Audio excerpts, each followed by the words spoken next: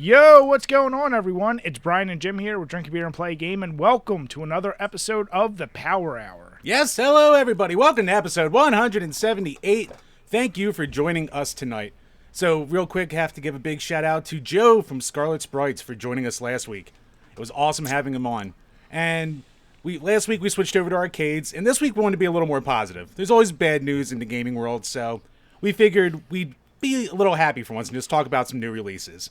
So we thought we'd give some other friends of ours a night off from talking about the other horrors of the internet. So tonight we have Mario and Gay Luigi from the Thought Cops. Boys, gay Luigi. What the fuck do you mean, gay Luigi?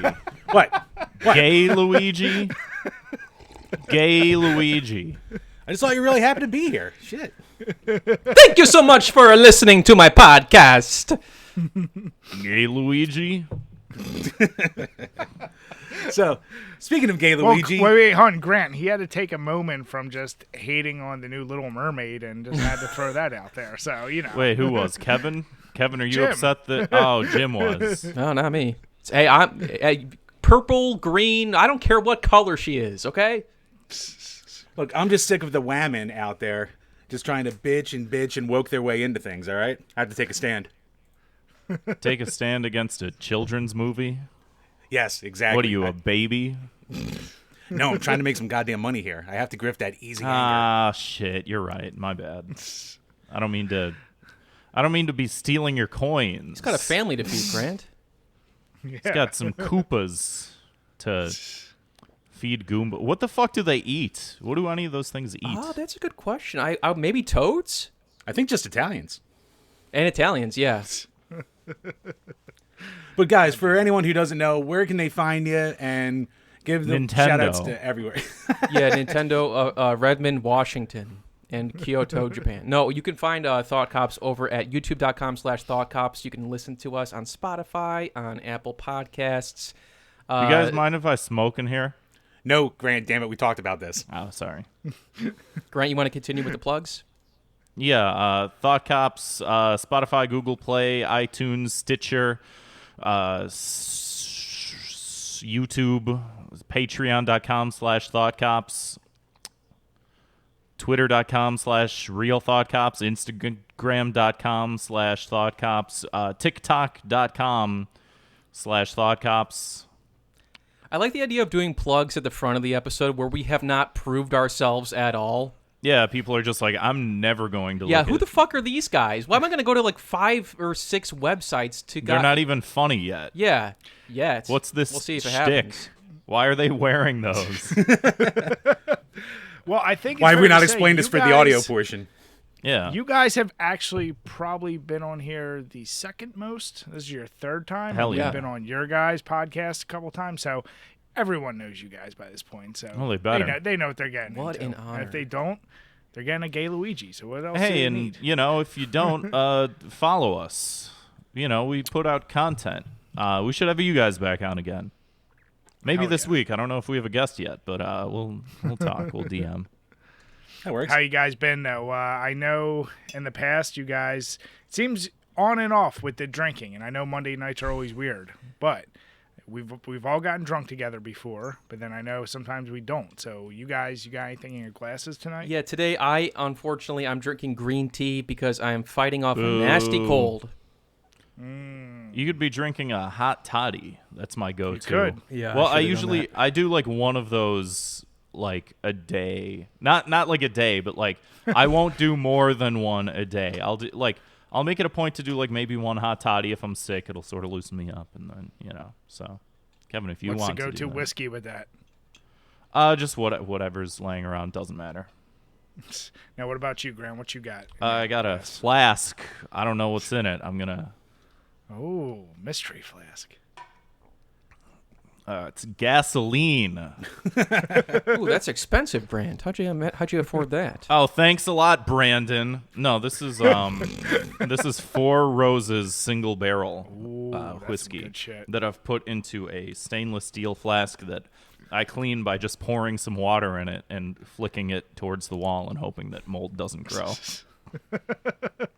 Four Roses is that's a damn good stuff, and yeah, put it in a flask. It's a bold move. I like it. It's fine. There's nothing else in the flask. I hope so.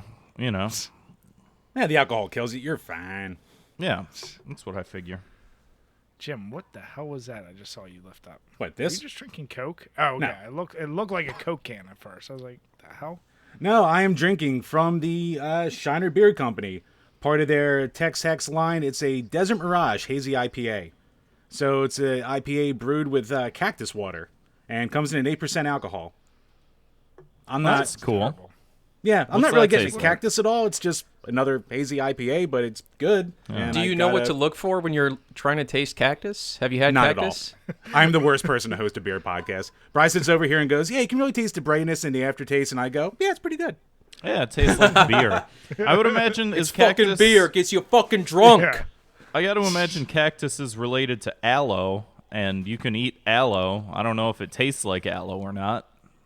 It's definitely got like it's lighter and smoother than normal. Like, I have no idea what cactus water tastes like, or I don't even think I've ever tried cactus itself. So, What yeah. about cactus cooler, Jim? Does it taste anything like that, or ecto cooler? Ecto Cooler? I am getting the hints of Ecto Cooler in the aftertaste. So, but no, it's ever- actually pretty good. And at 8%, it goes down pretty damn smooth. So it's probably gonna be dangerous. And I got a free pint glass with it. So. You ever jump on top of a cactus and lose some heart points because its spikes go through your fine Italian leather shoes?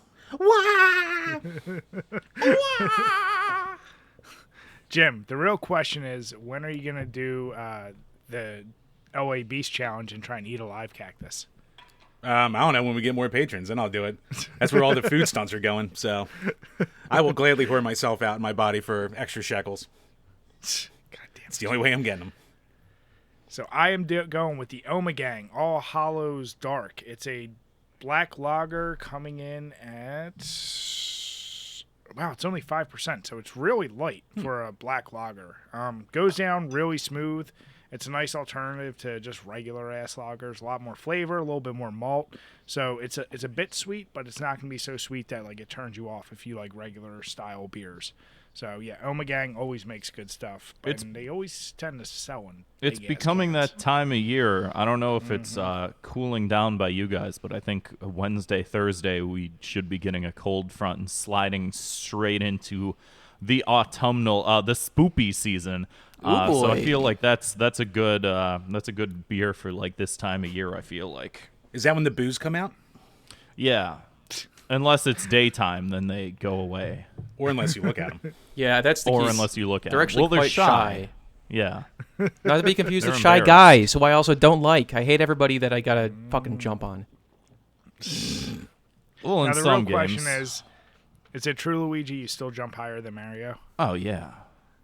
Yeah, but then White you guys can't jump, but like fat Italian white guys definitely can't jump. You think I got Luigi's that long, fat? slender. No, I'm saying Mario's fat. Yeah, yeah. Mario's rotund. He's like one of those fat guys who is surprisingly athletic. Like you ever see like a fat guy like play basketball or run around, and you're like, damn, that guy, he has some fucking speed Yeah, for. He's sort of like Adam Sandler in a way.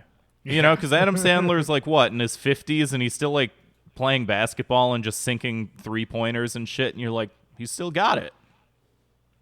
Some would say Bob Hoskins was the perfect Mario. Rest in Because peace. he wasn't really fat, but he certainly what you wouldn't call him svelte. So yeah, I don't know. But the real question, guys. So before we hop into Nintendo Direct and all these things, what have you guys been playing for this past 2 weeks? A lot of Stardew Valley. Yeah, you're gonna get the same answer from both of us. Kevin, Really? Kevin got me back on the Stardew craze. I've put, I feel like 60 hours into the past 2 weeks of it. I don't know if Kevin's addiction is as bad as mine. It's pretty bad. Oh. I tried giving this game a shot like 4 years ago, because I remember Grant, you played it for a while, like way back. Yeah. Like I was gonna say way back in the day, but that was like when the Switch was kind of new, and Yeah. you got it because we're both playing on Switch, and yeah, I remember I tried playing it the first time, and I don't know, I just couldn't I'm like, why do people like this? I just couldn't I wasn't like picking it up. And then I went back to it again recently, playing with my girlfriend, and I'm like, oh, okay, somebody had to show me the ropes a little bit, and now I'm kind of like, oh, this is actually dangerously addicting. Yeah, you know what it is? It's the 15-minute long days. Every single day in Stardew Valley is exactly 15 minutes long, which is like the sweet spot. it's like binge watching an entire TV show on accident. It's like you play one day of Stardew Valley and it's 15 minutes, and you're like, shit, well, I have to harvest these crops tomorrow. I have to give this gift to this person on their birthday. I have to build this. I can put one thing in the community center, and you get maybe half of those things done. And then you go, well, I didn't get those done, but I have 3 more things that I have to do. And you just play for like 8 hours straight, and you like can't put it down. And then it's like 2 a.m, and it's like, oh, an entire year has gone by. Because I was like, I guess how Kevin was. I don't understand what the appeal is, and in hearing that, I mean, I was addicted when showing our age when Sims came out, like whatever year that was, 2002 maybe 3, and I got addicted to like playing that, and it was like stupid shit, like, oh man, now I can get a fish tank, and like all the stupid shit you could do in that game, but like those type of games, I guess. Knowing how many games you guys play and everything, as you're playing this, do you kind of go, I'm just doing these kind of mundane tasks. Yeah, I'm doing chores that I don't want to do at my own home in my own real life. But letting my apartment just go to shit. Yeah, letting the dishes pile up. Oh, yeah. But is it kind of, do you turn your brain, like while you're playing it, it is just a nice, like, turn your brain off, you're doing the task, so it's not real intensive? Yes and no. I mean, like, honestly, there are times where I'm just fishing for a while, and then there's times where it's like Grant was saying, I got to give somebody this gift, I got to go there, I got to do this, I got to cutscene, I got to be there at 5 o'clock, and it's like I feel like I'm actually like getting too into it, like it's like stressing me out when I'm like running late to like for like a dinner with like one of the fucking characters. Yeah, right. I think that also there's like a weird, I don't know if this has been a terminology before, but I've been seeing it more and more show up on TikTok, is this concept of like cozy gaming, where these e-girls pour themselves a nice cup of tea and light a candle and play Stardew Valley and put on a blanket and pet their cat and whatever, and I'm like, yeah, I want to be a cozy gamer. I've been playing a lot of Dark Souls before that, which I've never played before, and I streamed a little bit. And now it's like, this is too much chaos and blood and mayhem, and I want to be cozy. All right. So have you guys done season? Have you guys done Animal Crossing? Have you done that, or which one do you like better? Yeah, I played a lot of Animal Crossing growing up, and also the new one. So that was my main, like, I would say Stardew's closer to a Harvest Moon, which I didn't play too much of, because like Harvest Moon and Stardew both have this in-game time system and calendar, whereas Animal Crossing, it's like Christmas Day is like Christmas Day in real life. A whole day is one day. You die in the game, you die in real life. You got to be careful. That's what they say. Yeah, but it's just like, there are certain aspects. I think there's like a charm to both approaches. I mean, they're both similar kind of games, but you know, in the case of Stardew, it's like you can do a lot more because the days keep going. But in Animal Crossing, you don't feel as rushed sometimes. Like, it's more of like, you can kind of kick back a little bit more and really just get the most out of the day instead of just like running around because every hour or day is 15 minutes, you know? Now, here's a really, really stupid question. Is there an actual, like, end to like a playthrough? Here's a real stupid answer. I don't know. Kind of, Brian, because there's like this community center in Stardew Valley that you have to collect all these different items from all the different seasons. And it took me 4 in-game years to fully complete it because I was kind of doing other stuff along the way. And if I found something that goes in there to complete this package, then I would do it. That's kind of the end. But then there's also like a ton of quote-unquote post-game content. Yeah. So it goes and it goes and it goes. And I feel like I'm maybe starting to run out a little bit, but I'm still having fun.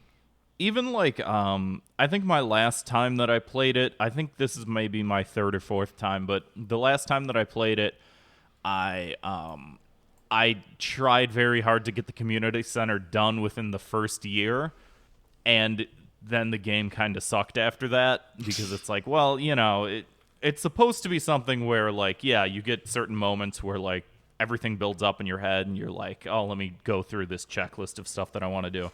But also, it's like, it's not like It's not like Mario where you gotta get to the princess and then you're done and it's over. It's like it's supposed to be like a lifestyle simulator sort of game, so you're supposed to take it maybe a little easier sort of thing. So Yeah, I feel like that can kind of suck the enjoyment out of it. Yeah, coming at games with the approach of like, okay, how do I beat this?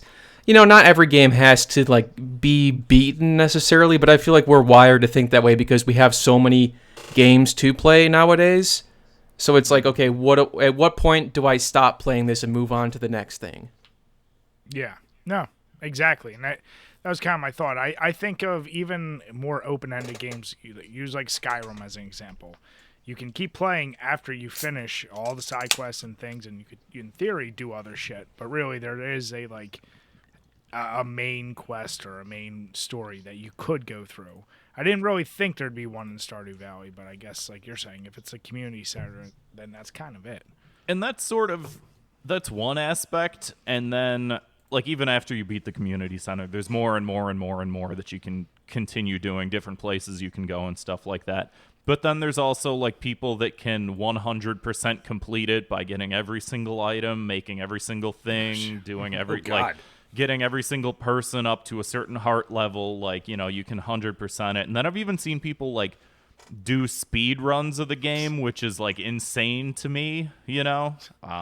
But I guess just like any other game, it's like, well, there's no wrong way to play it. There's just, to me, less enjoyable ways to play it, you know? Yeah. What about you, Chambers? I know you ain't playing Stardew Valley. No, I've been playing Spider-Man on PS4, so it's one of our Patreon request review games. I'm enjoying it. It's been a long time since I've played like a sandboxy superhero game. Is that your first time playing it? Yeah, it is my first time touching this one. So What do you think? It's pretty good. It doesn't feel like, because like I played like a shitload of these back in like the PS2 era.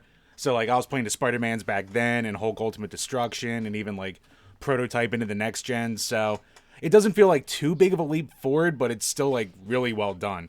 It feels like it's the first good one that's been out in like a decade and a half. So it's almost like a throwback. Did you like the Batman Arkham games? I only played Arkham Asylum. I got to get around to like the later ones that are like more open. Yeah, I mean, I would say like the Spider-Man is in some ways better, I guess. It has a better story for sure, but I mean, the gameplay is like buttery smooth though, just flying around or swinging around and beating up people and helping out the police. That's the best part of every Spider-Man game is the swinging around. You have to get the swinging right. If you don't get the swinging right, it's like will never play this game. But if you get the swinging right, I will play and just swing around the city nonstop for forever. Mm-hmm. Did you see? There's actually a tweet today of like someone did a first-person mod for it. So they were showing just them like swinging around a city and all like the quick turns and shit. It's basically a vomit simulator at that point, but it looks pretty cool. Like you throw that on a VR, that'll be a freaking wild ride. Yeah, I'm having a good time with it. It's, you know, pretty simple. It's like, you know, swing around, beat up a bunch of guys, and swing some more. But for what it is, it's good. So I'm like 4 hours in. I got to do some more. And doing a tiny bit. I've just started doing XCOM 2. So I'm only into tutorial stages, so I can't really say if it's good or not yet. But no, I'm excited to get into that. Nice. That'd be my more veg out kind of game. Yeah, now with Spider-Man, I am, Jim, as you're notorious for and not caring about story, I hope you're not just skipping all the cutscenes.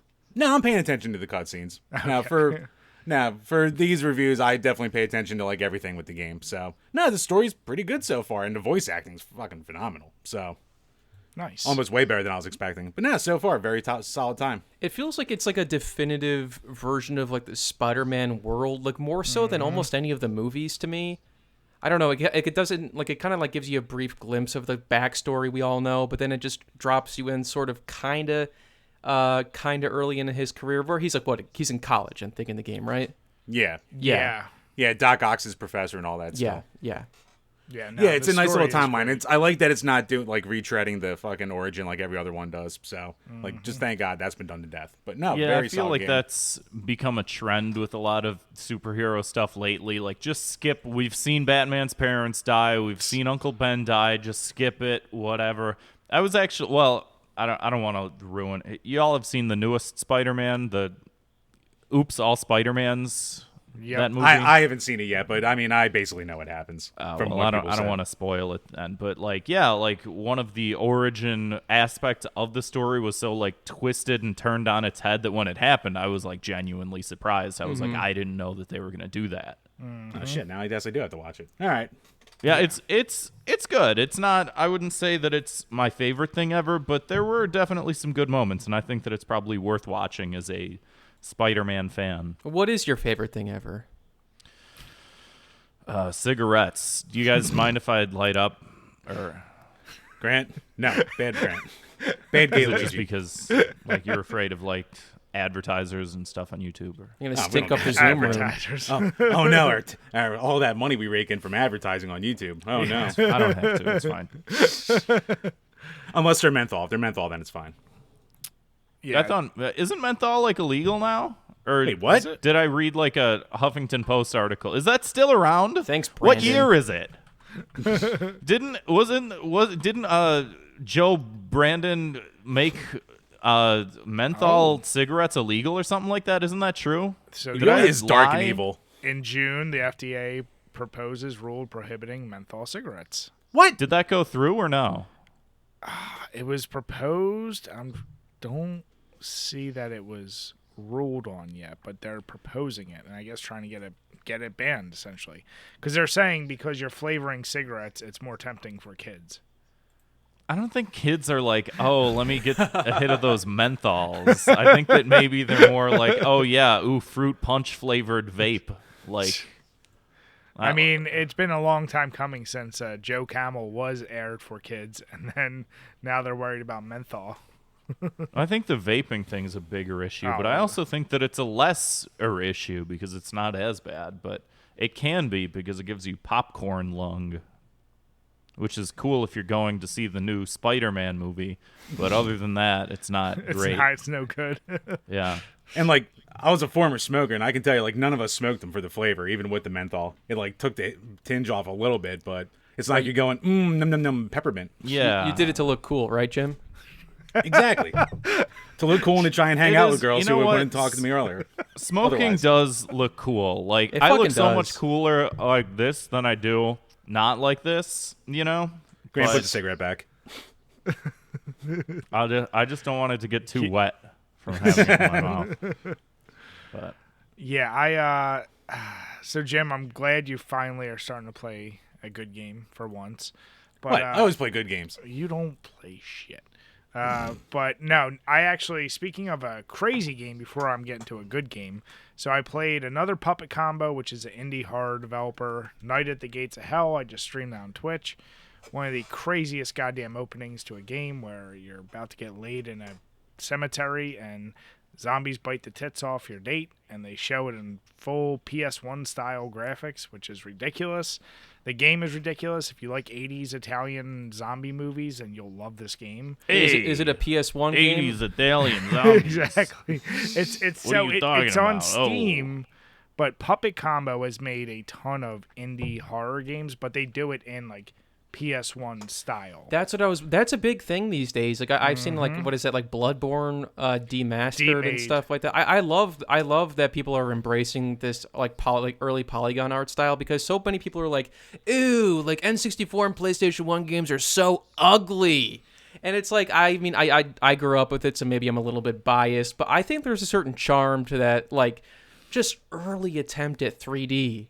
Yeah, exactly. And And you have- I'm the same way. There were so many fucking like 8-bit indie games, 16-bit indie games, and it was like, all right, guys, we get it. It's a throwback. We got to pick something else to throw back to now. Okay, how about the 90s? I think that there's a charm, and I think that more as technology gets better, it's worth exploring that type of stuff. But Kevin, I know we talked about the one time when I was playing Final Fantasy VII for the first time, and I was like, man, this like hurts my eyes to look at. I get that they're like whatever, it's cutting edge for the time, and there's an aesthetic there and there's a charm there, but like some of these levels, like I can't, like my brain isn't processing what the and I can't like keep looking at it. You can't go back to it now. Yeah. And Well- some things I think maybe have held up a little better. But that in particular stood out to me as like, oh, maybe this isn't like an era that I'm as fond of as like maybe I think that I remember. So was it just like that little jank guy running across the screen and like behind his beautiful pre-rendered background? And you're like, That's this what I is was going to just say. all I off. think that might be it, Grant, because something that I think hasn't aged maybe quite as well as those pre-rendered backgrounds in a lot of those old games. And Final Fantasy VII used a lot of that, where you have the 3D model running around something that's clearly like not It was sort of in the part same... of it, but I also think that it was just like maybe just not as much my thing as I thought that it was, Yeah. But I didn't like grow up playing those games either. And it's still one of those things where it's like, yeah, I'll go back and like replay like Majora or something like that and love the shit out of it. And I was getting my girlfriend to play it, and I think she's maybe not as fond of the older graphics. Well, speaking of that style and Majora, the other game I've been playing, and another one of my resolution games, is Ocarina of Time, because I played it very small amount way back in the day. Never actually beat it, so I'm committed. I borrowed Jim's copy, fired that bad boy up, put my TV to 4:3, and yeah, been playing that. And You playing on 64? yep, yeah. What's the furthest that you've gotten? Before it was just out of the old Deku tree. Yeah.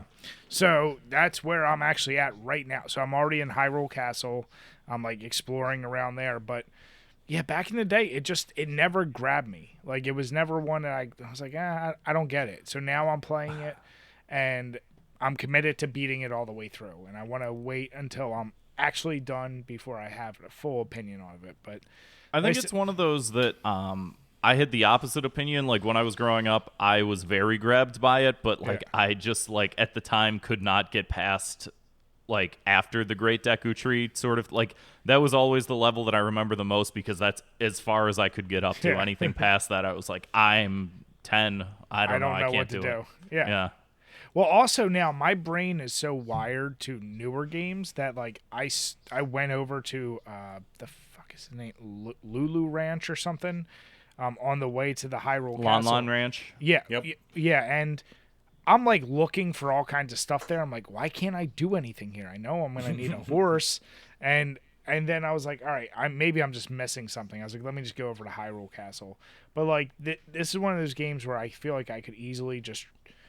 The game is very easy because it guides you very clearly, and that goddamn Navi and her annoying ass like. What are you Right. doing? Like, or listen. I'm like, God damn it. That was like probably one of the first like internet memes, was just like shitting on Navi. Yeah. Hey, listen! Listen. It's a little overdone. Yeah. Every just a bit. Newgrounds Zelda parody back in the day was like, stupid fucking fairy! And he's like stabbing the fairy to death, and we're all like, oh, this is art. Yeah. If it wasn't that, it was Slippy. Either one. Yes, yeah. Slippy deserved more hate.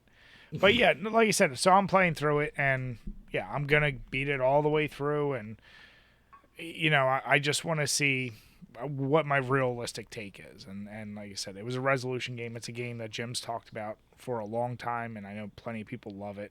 So I wanted to give it a go, see what I thought. You know what? What's another aspect of those games that's like really fucking like hasn't aged well is like the shooting gallery type shit. Because we've been trying to 100% Majora's Mask, and we fell off of it a little bit. But like, in order to get certain like heart pieces, and in order to get all the masks and stuff like that, you have to do the shooting gallery. And like, with the N64 polygons, it's just like impossible. Like, I don't know how I did it. Like when I did, because I was older than childhood, but I think it was like maybe when I was in college when I played them last. And it was just like, I must have spent 5 hours doing this. This is impossible. Thank God for save states, so we can just like cheat and get all the way to the end, and then just like not have to do the fucking shooting gallery. But like that's another thing that's like, man, this is fucking rough. Yeah, the 3DS Thank God that remakes games have gotten better. The 3DS remakes they had a good use of the gyro controls for that. I remember, like if you were shooting the slingshot or the bow and arrow, you could kind of like aim the system a little bit and like fine tune your aim better. It definitely felt better in the remake.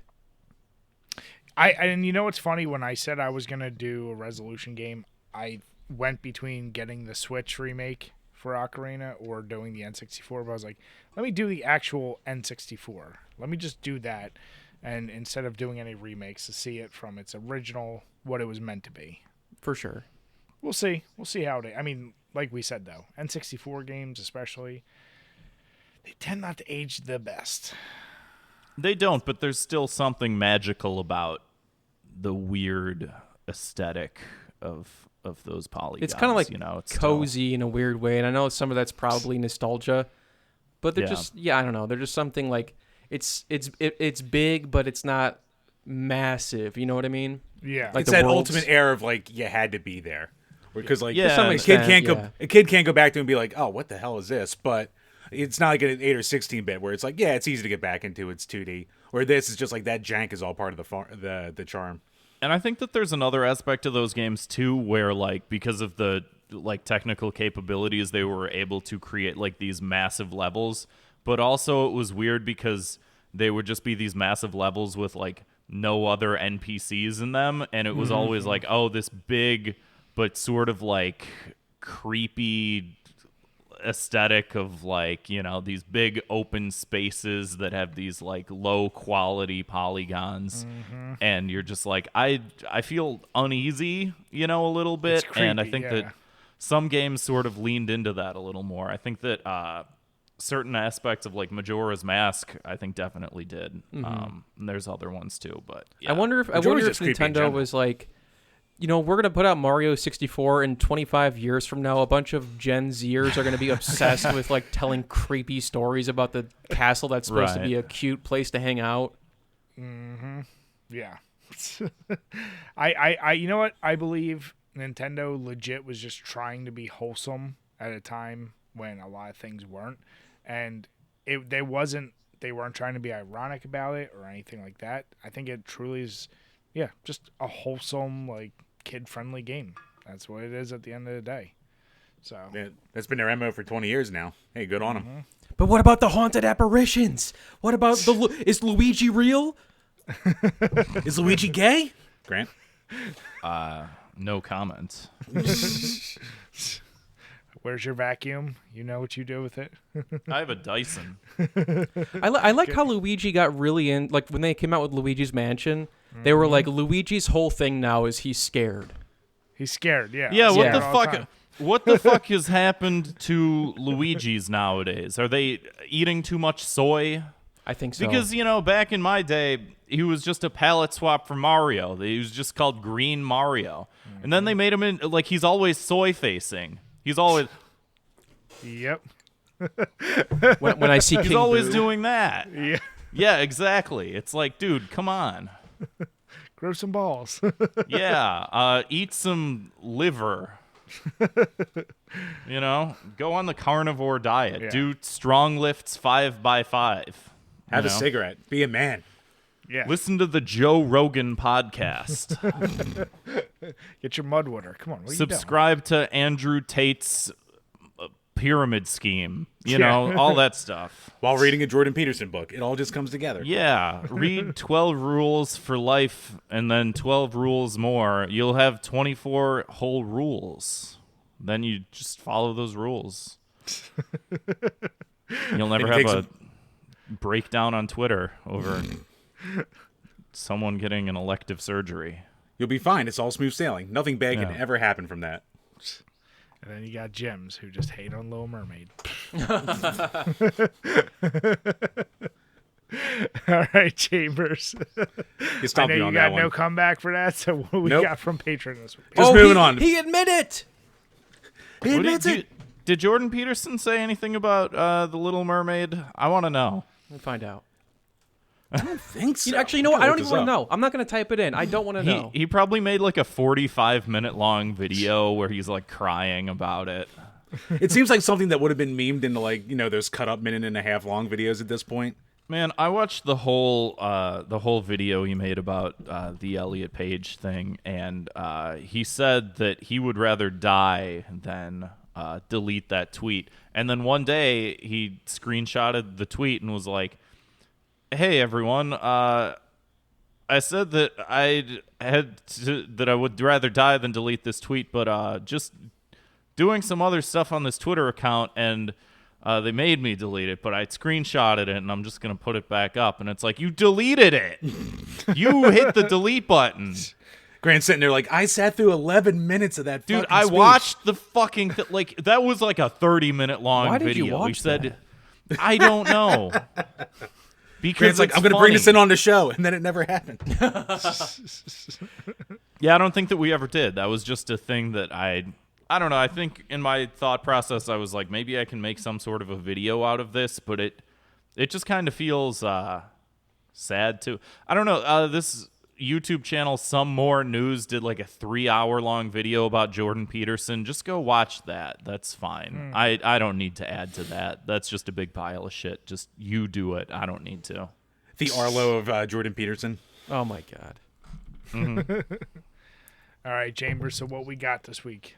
Yes, patreon.com/DrinkABeerandPlayAGame, where for as little as $2 a month, you can ask a question and we will answer on each and every single one of these Power Hour podcasts.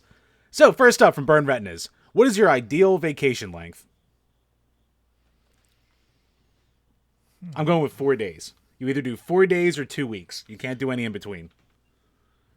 4 days, it's a nice break, and then you go home, or 2 weeks where you have that first full week of being like, oh, I don't have anything to worry about for the next whole bunch of days. So that's what I go with. I would agree. Well, usually I would go for, just maybe a quick stay over, maybe a couple of nights. But, sometimes you get locked in a house or you get thrown in jail because someone that looks quite like you is running around town painting things, graffitiing, committing petty crime while having your visage, and you're told to clean up the entire place with your robot water friend. But at least he can or talk. a vacuum. Yeah.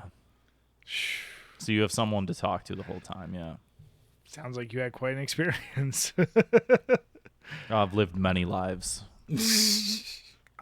I go in between. I actually say the week is perfect. Now, if you're just doing the shore or something like that, then yeah, 4 day, 3 day, or that's more than enough. It also depends where you go too. Like if you're going that- overseas, Yeah. you spend more time.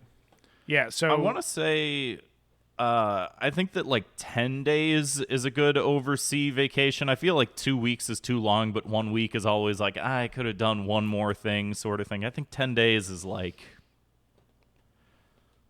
it's just Yeah. perfect. Hey, Yeah. it's Italian that perfect hands. middle. So Gabagool. when I got married for our honeymoon, we did a month in Europe, and we basically spent 1 week in we did 4 countries. So we did Ireland, we did Italy, we did France, and we did Spain, and we did a week in each of them and hit up the places we wanted to. What I will say is, doing a week now, we're covering an entire country. Like, you definitely were. We felt like we never had a chance to actually just like relax. It was like, we gotta do this, we gotta do this, gotta do this. Mm-hmm. So yeah, I mean, if you're hitting up a country and if you know what you're gonna do, you can do a week. But yeah, 10 days sounds more reasonable, because when you hit that 2 week mark, you're allowing yourself too much time to just fuck off. And if you're honestly, if you're even going down the shore for 2 weeks, to me that's a waste of time at that point. It's like, what do you do? You have to do something with your vacation. And 4 days is kind of like, probably by that 4th day you're ready to go anyway, if you're just doing a simple day trip. So yeah, it's very dependent on where you go. But Or how long it takes to get there. Because I've driven 8 hours each way before to stay at a place for 1 day, and that was sure as hell not worth it. So, well, yeah, that's obviously not working. yeah, that was a terrible idea. And that was also not my idea. But next up from Phony Montana, if you could only eat one food for a month straight, what would it be? For me, it would be crispy hot wings, because those are fucking dope, and you can dip in many different sauces. Pizza. Mushrooms. One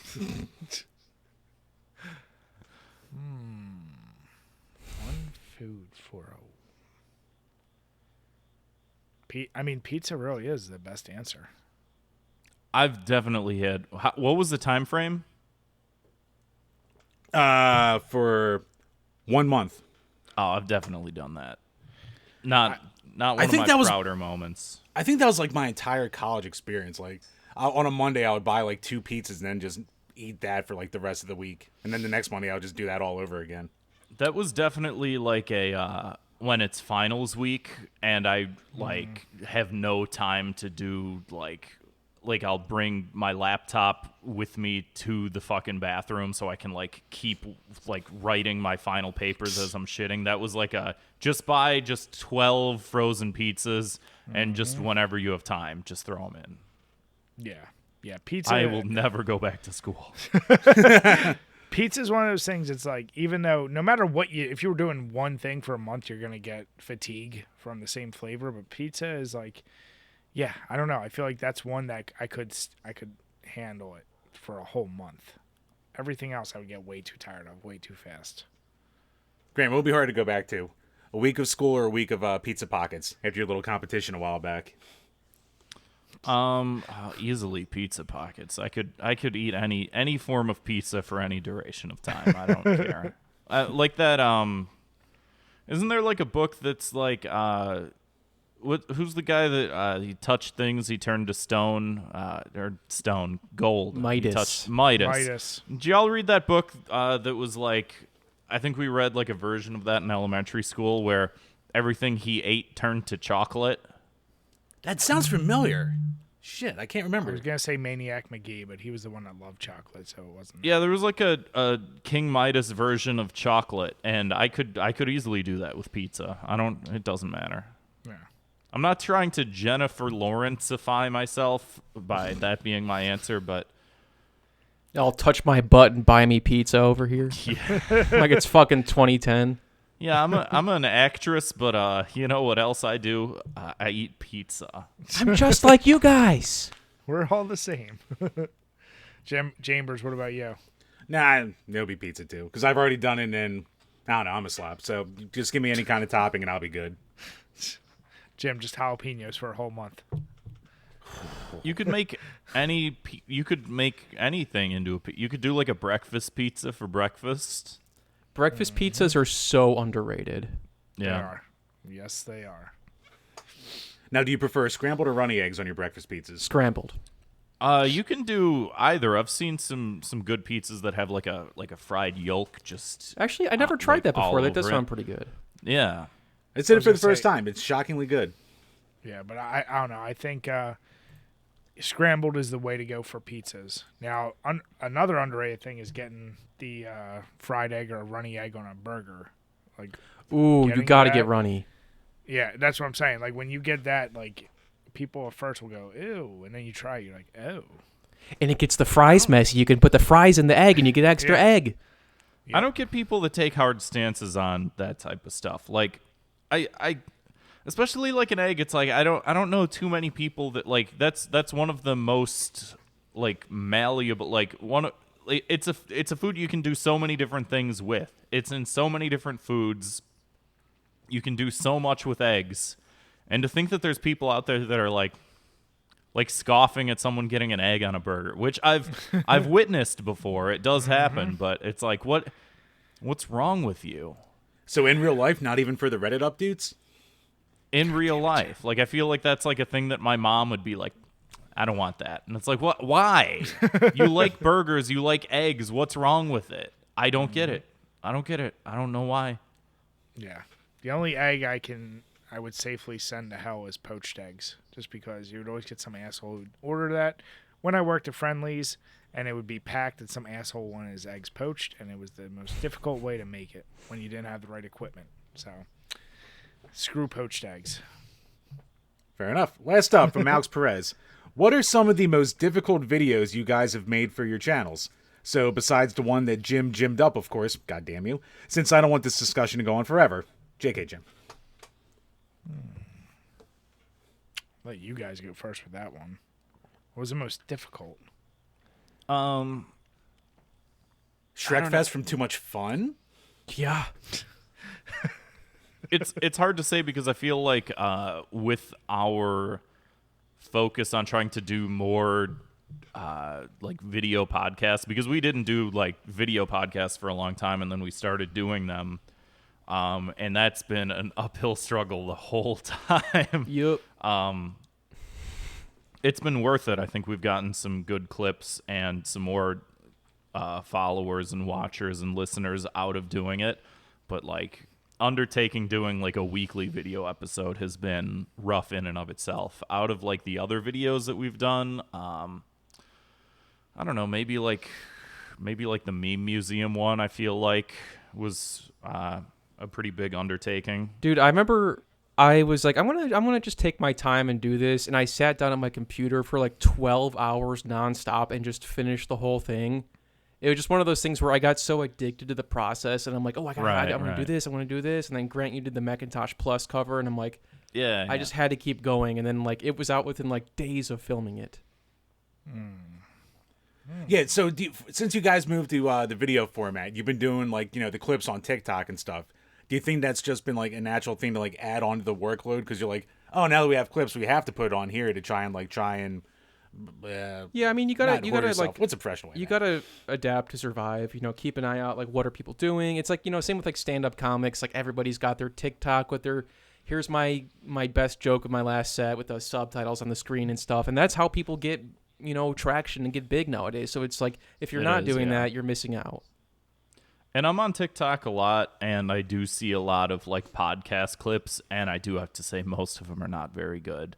So many of them are like literally a dude reading off of like a Wikipedia page sort of thing of like, did you know that like, and it's like two dudes talking back and forth, and like the cuts are like just immaculate. It's like they're not even done with the words, and they cut to the next guy, and it's like, hey, did you know that when they were filming Spider-Man 2 in 2004 that Tobey Maguire had a hangnail, and the other guy's like, yeah, that's right. In 2004 when they were filming, and it's just like, guys, you don't have to read off, like, it's like those are the podcasts that get like millions of hits, and then we're like, hey, we had Ken Bone on for an episode, and people are like, I've not heard that name in a very long time. Which, fair, and very I fair. refuse to even think about him. I shan't even deign to leave a comment on your pathetic video. And then they hit enter, and you're like, you left a comment, idiot. Now more people are going to see it because you boosted our algorithm. You've played right into my trap card. Yeah, I think for us, and we've said before, I think because between majority of our videos aren't scripted other than like top 10s or things like that, we did like a beer battle video, and what was difficult with that was not only scripting it, but I basically stop motion the bottles to move at us talking. So like it was basically, we took two beers that are like popular for like Christmas time, and had them battle and like talk shit to each other, fight.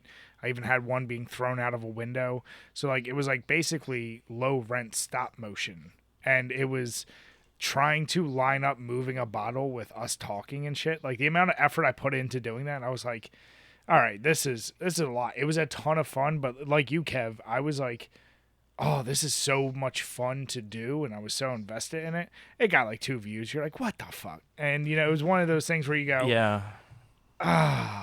And we even like censored ourselves. Like we did so many scripts of like different versions of like jokes and this and that, and it was just one of those deals where I had a whole series of ideas after that first one. We're like, we're not doing that amount of work for something that's not going to get looked at. So it was like 80 hours of work for like 30 views. We're like, oh, that is a kick in the dick right there. Man, Yeah. and that's like, I feel like the hard thing about like how much time and effort we want to put into some of the stuff that we make, because it is one of those things where it's like, yeah, we spent a lot of time on the meme museum video and like the Naruto run in front of the Trump Tower video and Shrek Fest and all those things. And it's like, here's 2,000 views. Do I appreciate people looking at it? Yeah, but like, man, that was a lot of work to get 2,000 views. Yep. But is it about the views though, or is it like, you know, if you're making something at least you enjoy and you can be proud of it, you know, at least there's that, because there is some stuff where you don't want to make something that you're like embarrassed of and it gets popular and people are like, oh, this is great, but then it's like, you're like, why do people like this, you know? Yeah, exactly. And I think a big part too is also just like the types of things, because I think that's like, I always talk about, it's like I've done however many re-educationing videos and I always want to make more, but it's always one of those things too where it's like, what's going to be the most bang for my buck sort of like approach to this, because I don't want to spend 30 hours editing a single video that gets 1,000 views or less. But also at the same time, if I'm not putting in the effort to like make these, we're not going to get any more videos than we're not going to get any more views than what we're getting now, sort of thing. So it's like that, like where exactly is the balance sort of thing, and it's hard to figure out, Oh yeah, no, agree 100%. It can be a kick in the balls, but yeah, as long as you're into doing it. I said to Jim, the biggest thing that would suck is, could you imagine if you guys, a very specific thing took off and it wasn't something you guys were that thrilled with, but that's what was getting views, and then like you almost had to commit to doing something you weren't really thrilled about? Like that would suck. Yeah. That sort of like happened with me on TikTok a little bit. I was making a lot of like Chicago-based videos, and after a while, it's just like, this isn't like fun like to have your whole personality be like, I'm the guy that lives in a city of 3 million other people, sort of thing. It's like, whatever. And then you start doing other stuff, and then it's like, oh, this other stuff isn't doing that well. So what exactly do I do with it? Mm-hmm. Yep. Get a lot of identity crisis moments with that, where it's like, I've accrued 15,000 followers, but now nobody wants to watch my stuff because I don't say, dudes from Chicago, go and watch a Dave Matthews Band take a big shit on, whatever people on a tour boat, Mm-hmm. Yeah. It's Double-edged sword. The way the internet's built. But also, I mean, at the same time, too, there's also people that I know that, put a lot of hard work and effort into things that they're passionate about, and then end up, like, losing that passion, which is also, like, a thing you gotta watch out for, too. Yeah, it's like every gaming YouTuber who, like, makes it full-time. And they're like, yeah, I kind of hate gaming now, but it's my job now. Yeah. It is what it is. Like, shit. So, that wraps up the questions for this week. So, once again, thank you to everyone for all the support. If you're new to the page, head on over to Patreon, check out all the tiers for all the different rewards you can get, like game review requests, movie review requests, bonus episodes. And if you're new to the page on iTunes or Spotify, please leave a 5-star review. They say it helps. I don't fucking know if it does or doesn't, but leave a comment. We'll read any 5-star comment you leave out there. So, thanks again, guys. Thank you, guys. All right, so we are back now, and we got Mario and Luigi here. Guys, what'd you think of your company's little show that they put on for everyone? Oh no! Kind of lacking in us, I think. I mean, hey, you got rabbits. Mario. That's true. Yeah, we do like our rabbits and our Rayman. No, I've I never thought it was... gotten into those fucking games. No, I haven't I've either. never played them. I don't know why they're so like. I don't even know if they're popular, but they're like all over the place all the time. And it's like, do people like this? That's what I wondered about the majority of the games on here, including Pikmin 4. Ooh. I don't understand the massive, it seemed, reaction to people really liking that one. I thought that was a more under-the-radar game. I didn't realize how much people love that one. Yeah, I think like Pikmin has sort of gained, I don't want to say like a cult popularity over the years, but it's just one of those things where Nintendo puts a lot of love into a series and they don't touch it for a while, and then they're like, hey guys, look what's back, it's Kid Icarus, it's Pikmin, and then they're like, oh my god, I can't believe it's a new entry. Yeah, that's like, because like Pikmin's Miyamoto's baby. That's like that IP that he loves and that like he just wanted to push, and it never sells anytime it comes out. So it seems like Nintendo's like every 15 years they're like, fine, Shigeru, you can have another one, make your next Pikmin game. Then everyone freaks out and then no one buys it. It's weird. I think the one on Switch did pretty well. Oh, the remake of 3 or the port? Yeah, they ported the Wii U game over to the Switch with like some extra stuff. They give it the old deluxe treatment, and that probably did better than the other ones. I don't know for sure. Just by being on a Switch, it must have. But so like with you guys doing all these Stardew, do any of these like 5 farm simulators they showed off?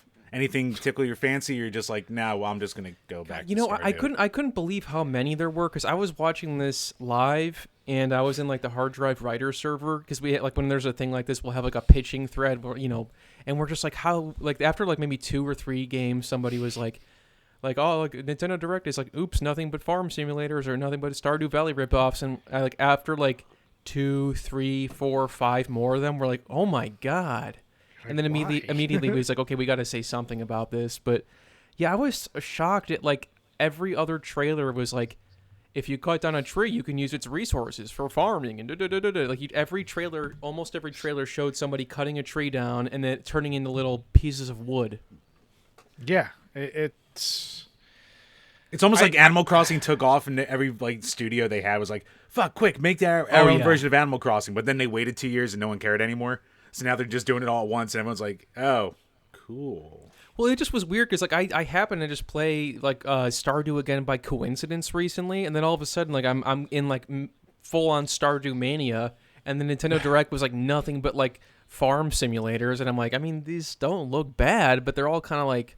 I do think that probably does have a lot to do with what I was saying about like cozy gaming being like a big thing on TikTok and whatever, because those trends are really driving people to like look at like, oh, more people are interested in this type of thing, you know.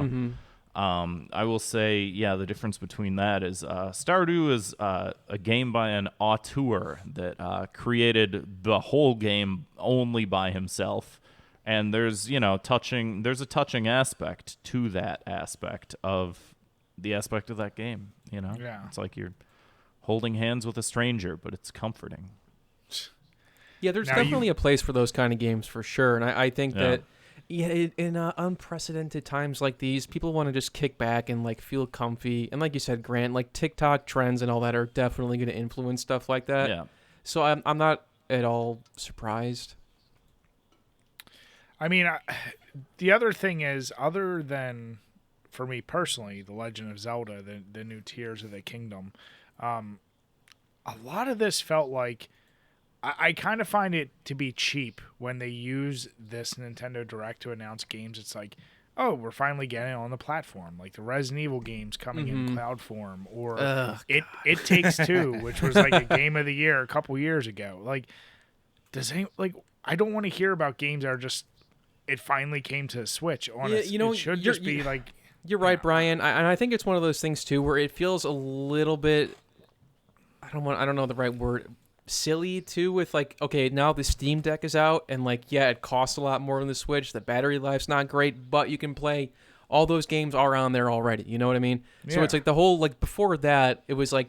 It was kind of fun to be like, oh, you know that game you love? It's also portable now for the very first time. Yeah. And like that is a true excitement. And like I still, you know, it's still cool to play different games on the Switch. But yeah, they really leaned a little too heavy on that in my opinion. And fuck those cloud games, dude. Like, yeah, you got to have the connection. And like I heard like multiple people talking about like for some reason they didn't just bring the Kingdom Hearts games to the system, which they easily could have. They were like cloud, and you had to stream them and stuff, and like people were like getting booted constantly. Not to mention Nintendo's internet service is like not good. The worst. Oh no, it's dog shit. It's always been awful. They can't offer cloud games if that's not going to work, and in general, that technology is not very good anyway. Yeah. Yeah, I mean, like Splatoon 3 is like their big multiplayer thing, and everyone's like, yeah, the game's awesome except for getting booted every 3 games. But besides that, it's awesome. It's like, God, they still can't get this right. Every once in a while, I'm kind of like surprised. I remember even like playing Mario Kart DS. I think that was like one of their first online multiplayer games, and I remember like playing the DS on like Wi-Fi. It was like I'm like, this is like surprisingly good. Yeah. And then playing like Smash Bros. Brawl on the Wii online and being like, oh man, this is like unplayable. Yeah. Mm-hmm. Yeah.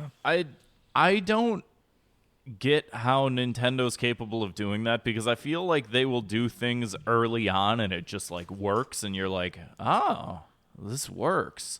And then like 1 or 2 generations later, they're like, hey, check out what we just did. And it's like, we had a virtual console for the Wii and it was huge, and like most games were like $5 and you had like all these games, and now we don't have access to any of that anymore or whatever, or now we have to pay like a whole price. Like, it was better before, and I think that it's getting better for the Switch now with the collections of things that they have, especially if they keep releasing more and more.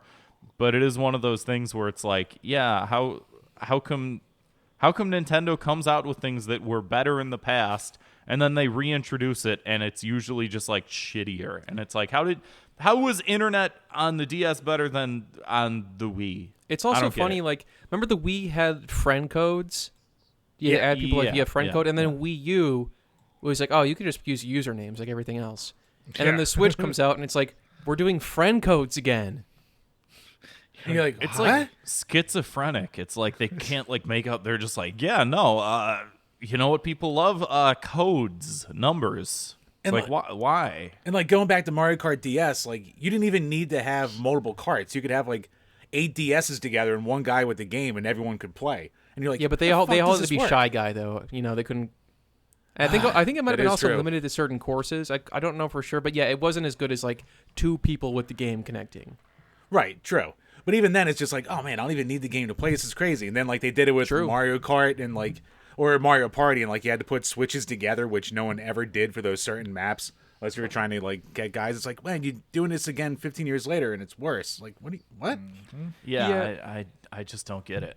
I mean, like, I do think they make a lot of like baffling decisions, but I do also think like this is something a lot of people won't want to admit, but there's just this certain thing people want to do on Twitter and stuff is just like dunk on them as hard as possible. Oh yeah. Like, and I do think like, okay, you got to hold them accountable for sure. And they, like I said, they make some dumb fucking decisions sometimes, but I feel like sometimes people are way too critical for the tiniest things. Like, I saw somebody once like criticizing the Nintendo Switch Online service because they were like, oh, they used a Google image search of the Star Fox 64 box for they couldn't even have an actual. I'm like, what? How can you? What do you mean? How did you even find that out? What are you doing? They said because like it had the logo for the game on the Switch Online still had the Rumble Pack like logo on it, and it's like that's just like the cover of the game, and like they just were like, oh, they are so this like I know like the service was like definitely not worth the money in the beginning, and still it's like it's getting better, but just like the lengths people will go to just be like, and they have to use Google Images for their own games, and it's like what planet do you live on? Like, what are you doing right now? Nothing. Nobody wants to work anymore. Everybody's just sitting at home. They're playing their video games. They're going on Google Images and typing in Star Fox 64 box art and seeing what they can come up with. So there's definitely stuff like that. I mean, obviously there's plenty of people who will like defend them to the ends of the earth no matter what, and obviously that's not good either. But yeah, I mean, hey, the truth's somewhere in the middle. That's right. Both sides. Bad people on both sides.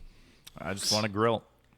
But I would say like overall, when was the last Nintendo Direct before this one? I was trying to think.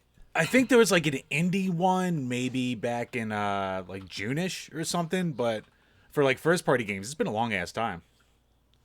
Yeah, at least for like that's big what titles. I thought.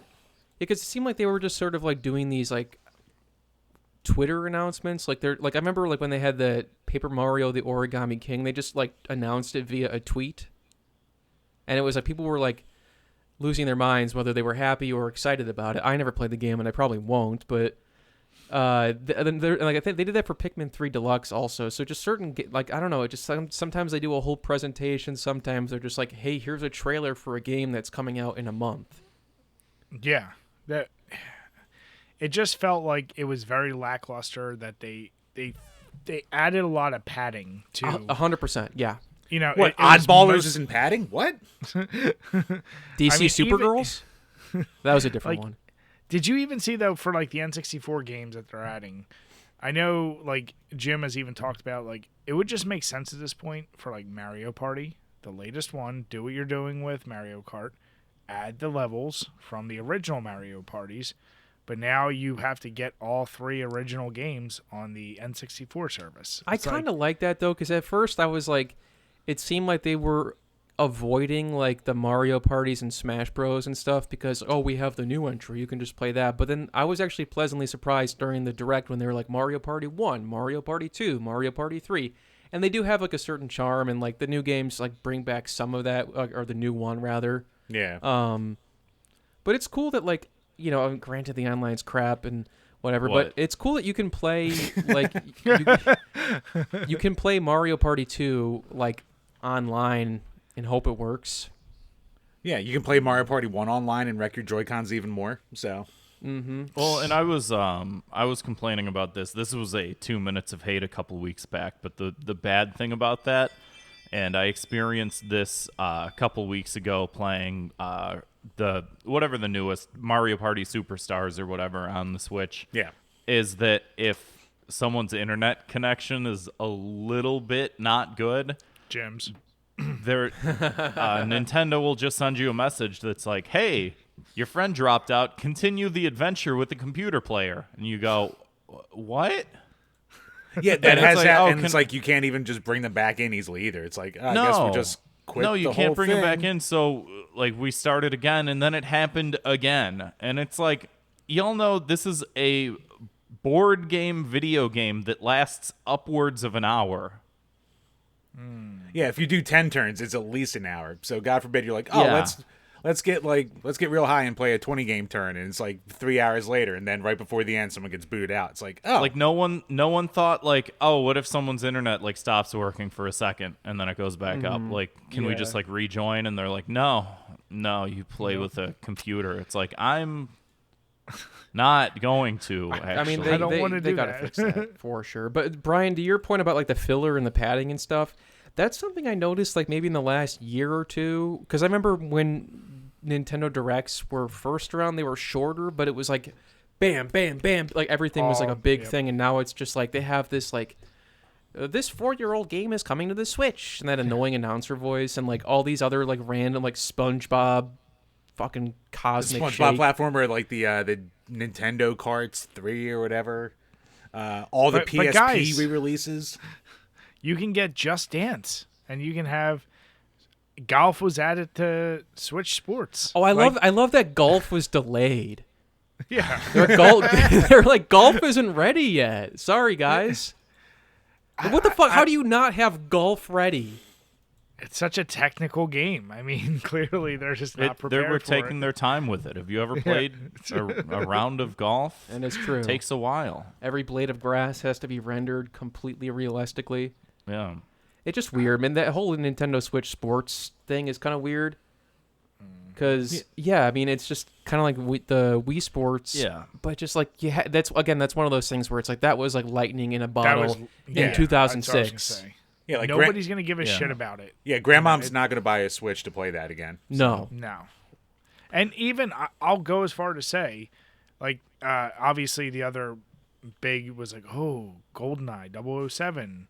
But they also announced that that's going to be a day one release on Xbox Game Pass for free. Did you guys hear like the fucking crazy thing about that? So like GoldenEye, it's like the original 64 version for the Switch Online. It has online play. Again, presumably it works, hopefully. But the Xbox version, they're having, it's like a 4K remaster, 60 frames per second, Game Pass, no online play. None at all. Oh, it doesn't have No. online play? Yeah, it doesn't Online have online plays play. only for that the was Switch a big Online. thing. Yep. Huh. It's bizarre. Like they had like the quote-unquote better version, but you can't They play do, online. Yeah. You can't play online. It's It was like weird. something where like Nintendo helped get it put or something like that, so they had their pick and they're like, oh, we'll take the online multiplayer or something like that. It was some weird. I will fucking say setup.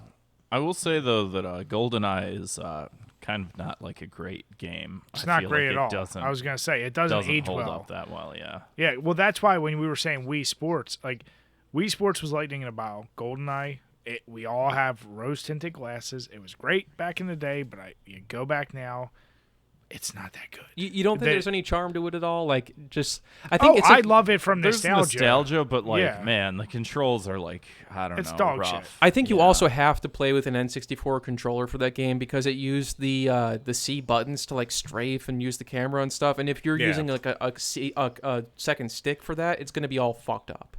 Well, that's the thing. If you don't do auto aim with it, if you try to bring it into today's modern like FPSs and try to use dual sticks, it's gonna feel weird. And that's the thing. yeah. You have to keep auto aim for that to compensate.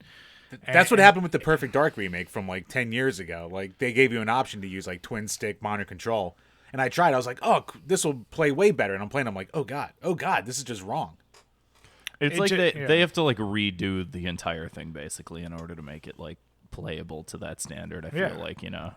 And with the issues we said already with Switch Online, like that game's gonna be janky enough Now you're gonna add in the online issues, Yeah. and everyone and their mother, including Jim, is gonna be just he's got to have his auto aim. He's gonna be odd job, and he's gonna be an asshole, and that's what's gonna happen.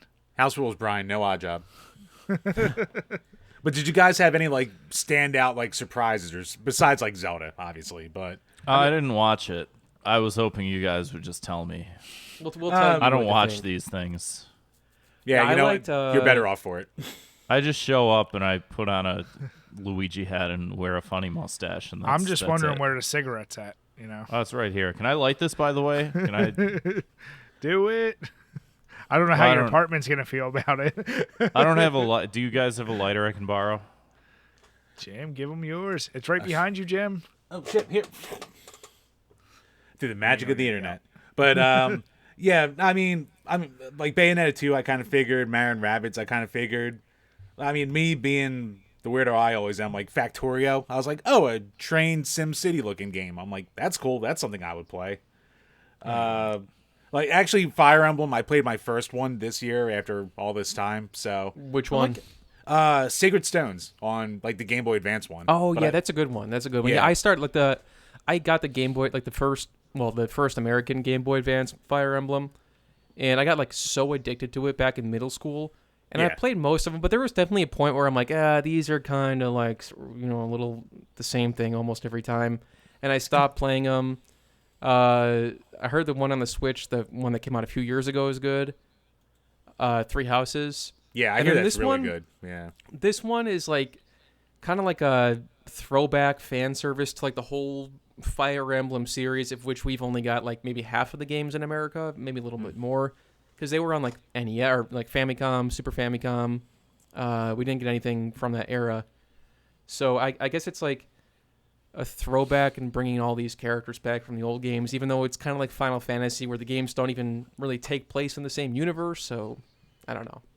It looks like it's very fan servicey, so I don't know if I'm gonna play that or not. Like I said, I still have yet to play Three Houses, so Yeah, like part of me is like, yeah, I might be interested in that now, but then it's also like I see all the running around in an open world, and I kind of like the simplicity of like the Game Boy ones, where it's just like you go from point to point, and it's like, all right, they gave you the story, and then you just go to the battle. You don't have to do that extra bullshit. So yeah, I heard like in the Three Houses one, like you're a teacher and you have to like teach class and do all this stuff in between battles, and it's like people are like, there's like so much to do, but it's like kind of overwhelming a little bit.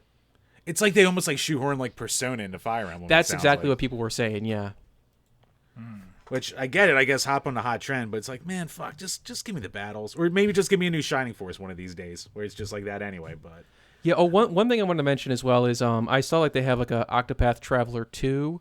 Mm-hmm. And there was another game that came out, but Various Day Life, the worst name ever. weirdest title ever. But like that HD 2D style of game graphics, like fucking do everything in that. I don't It's care. gorgeous, I love dude. it.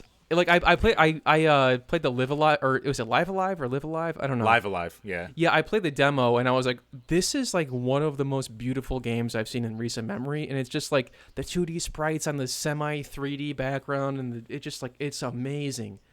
And I was thinking to myself, okay, so we got the Live Alive remake, Dragon Quest 3 also getting remade in this format.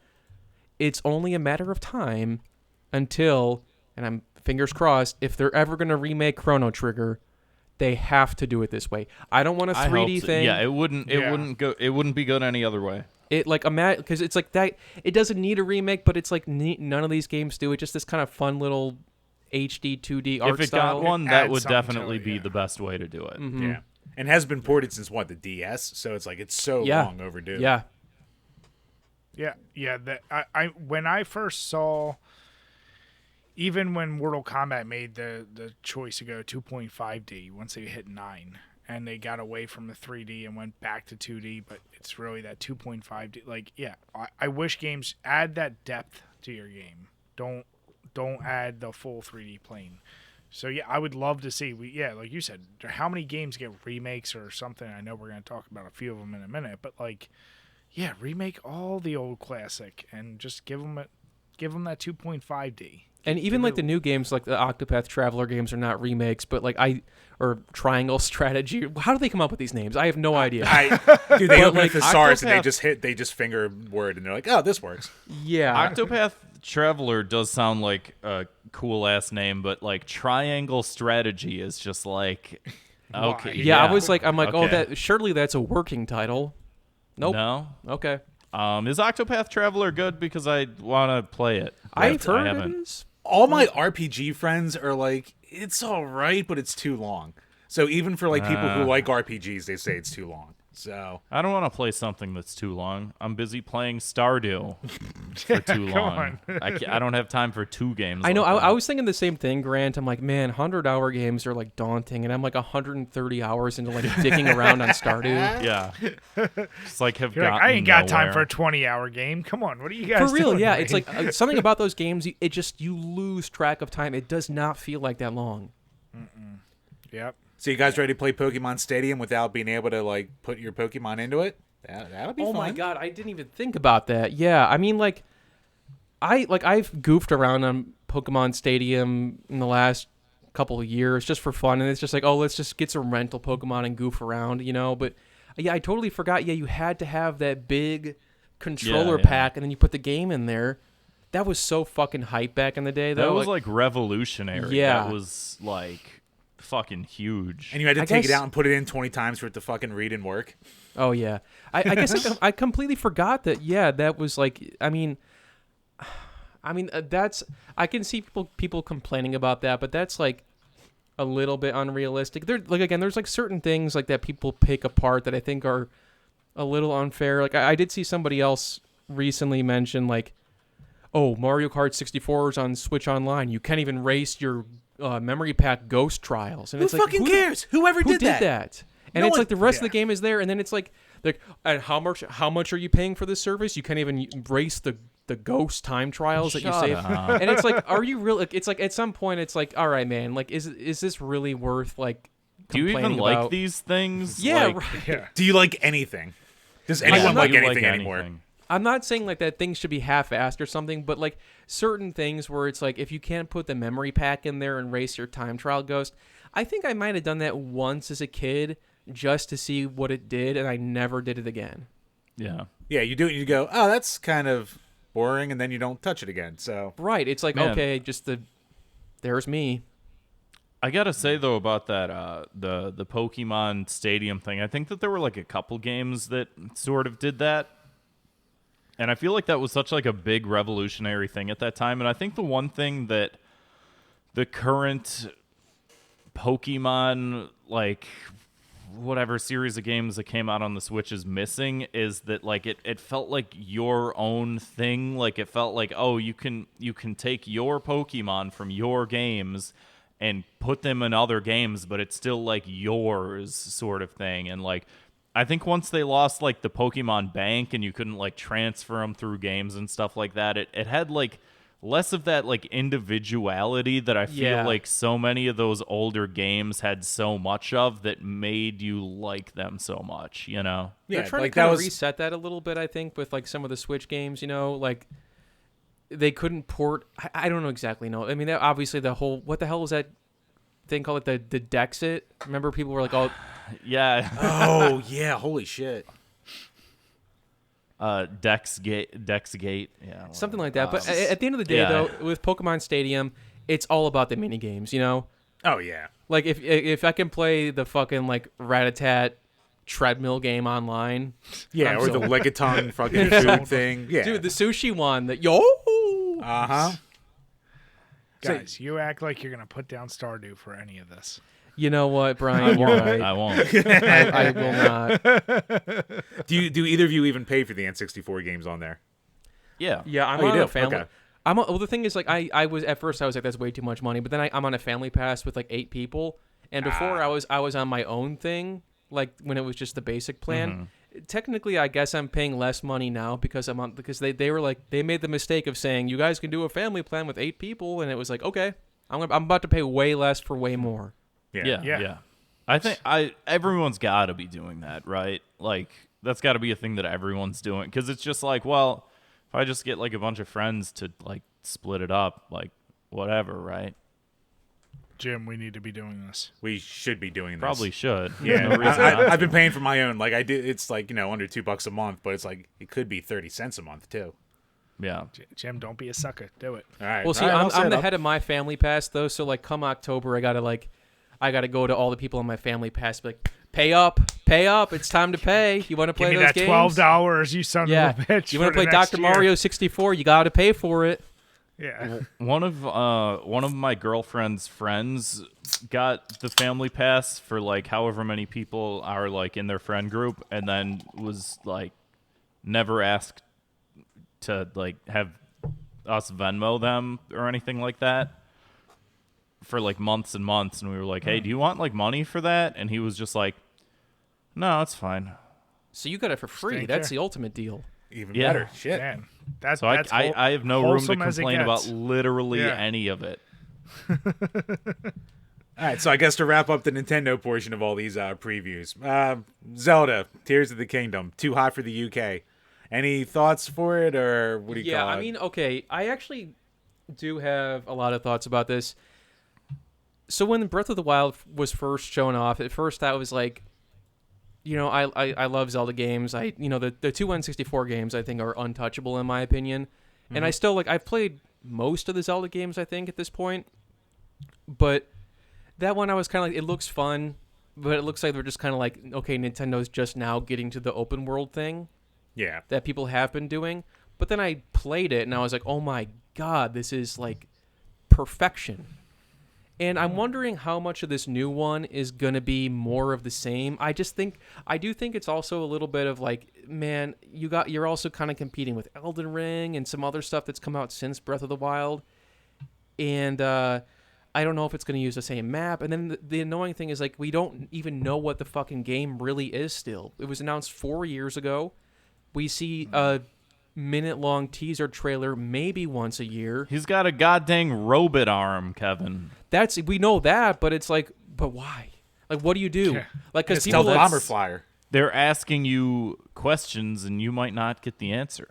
Well, I think like the things that Sounds intriguing. a lot of people do want to know is like, okay, like Breath of the Wild was a fresh take on an old franchise, much needed because it was becoming kind of stale and formulaic for a while. But people, okay, after they play Breath of the Wild, they're like, okay, maybe next time not have so many of the same enemies. Maybe next time mix the shrines up a little more. Maybe next time we can actually have like real dungeons and temples and are not the giant beasts. And I think those are the things that I'm still waiting to see if they're going to do, because that's the stuff that's really going to sell me, Yeah.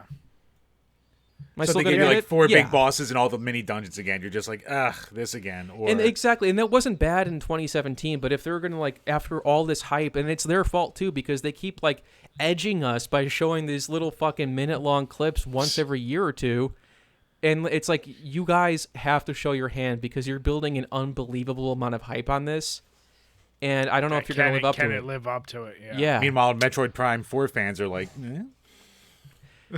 Yeah, I have a funny hard drive article coming out about that this week, I think. ah, nice. But I did love, really quick though, I loved how, was it last year's E3 or something when they announced Metroid Dread? But they were like, oh, by the way, we're still working on Metroid Prime 4, but here's an entirely other like Different game, game. like another Metroid. And to be fair, I was kind of more hyped for Metroid Dread anyway. Yeah.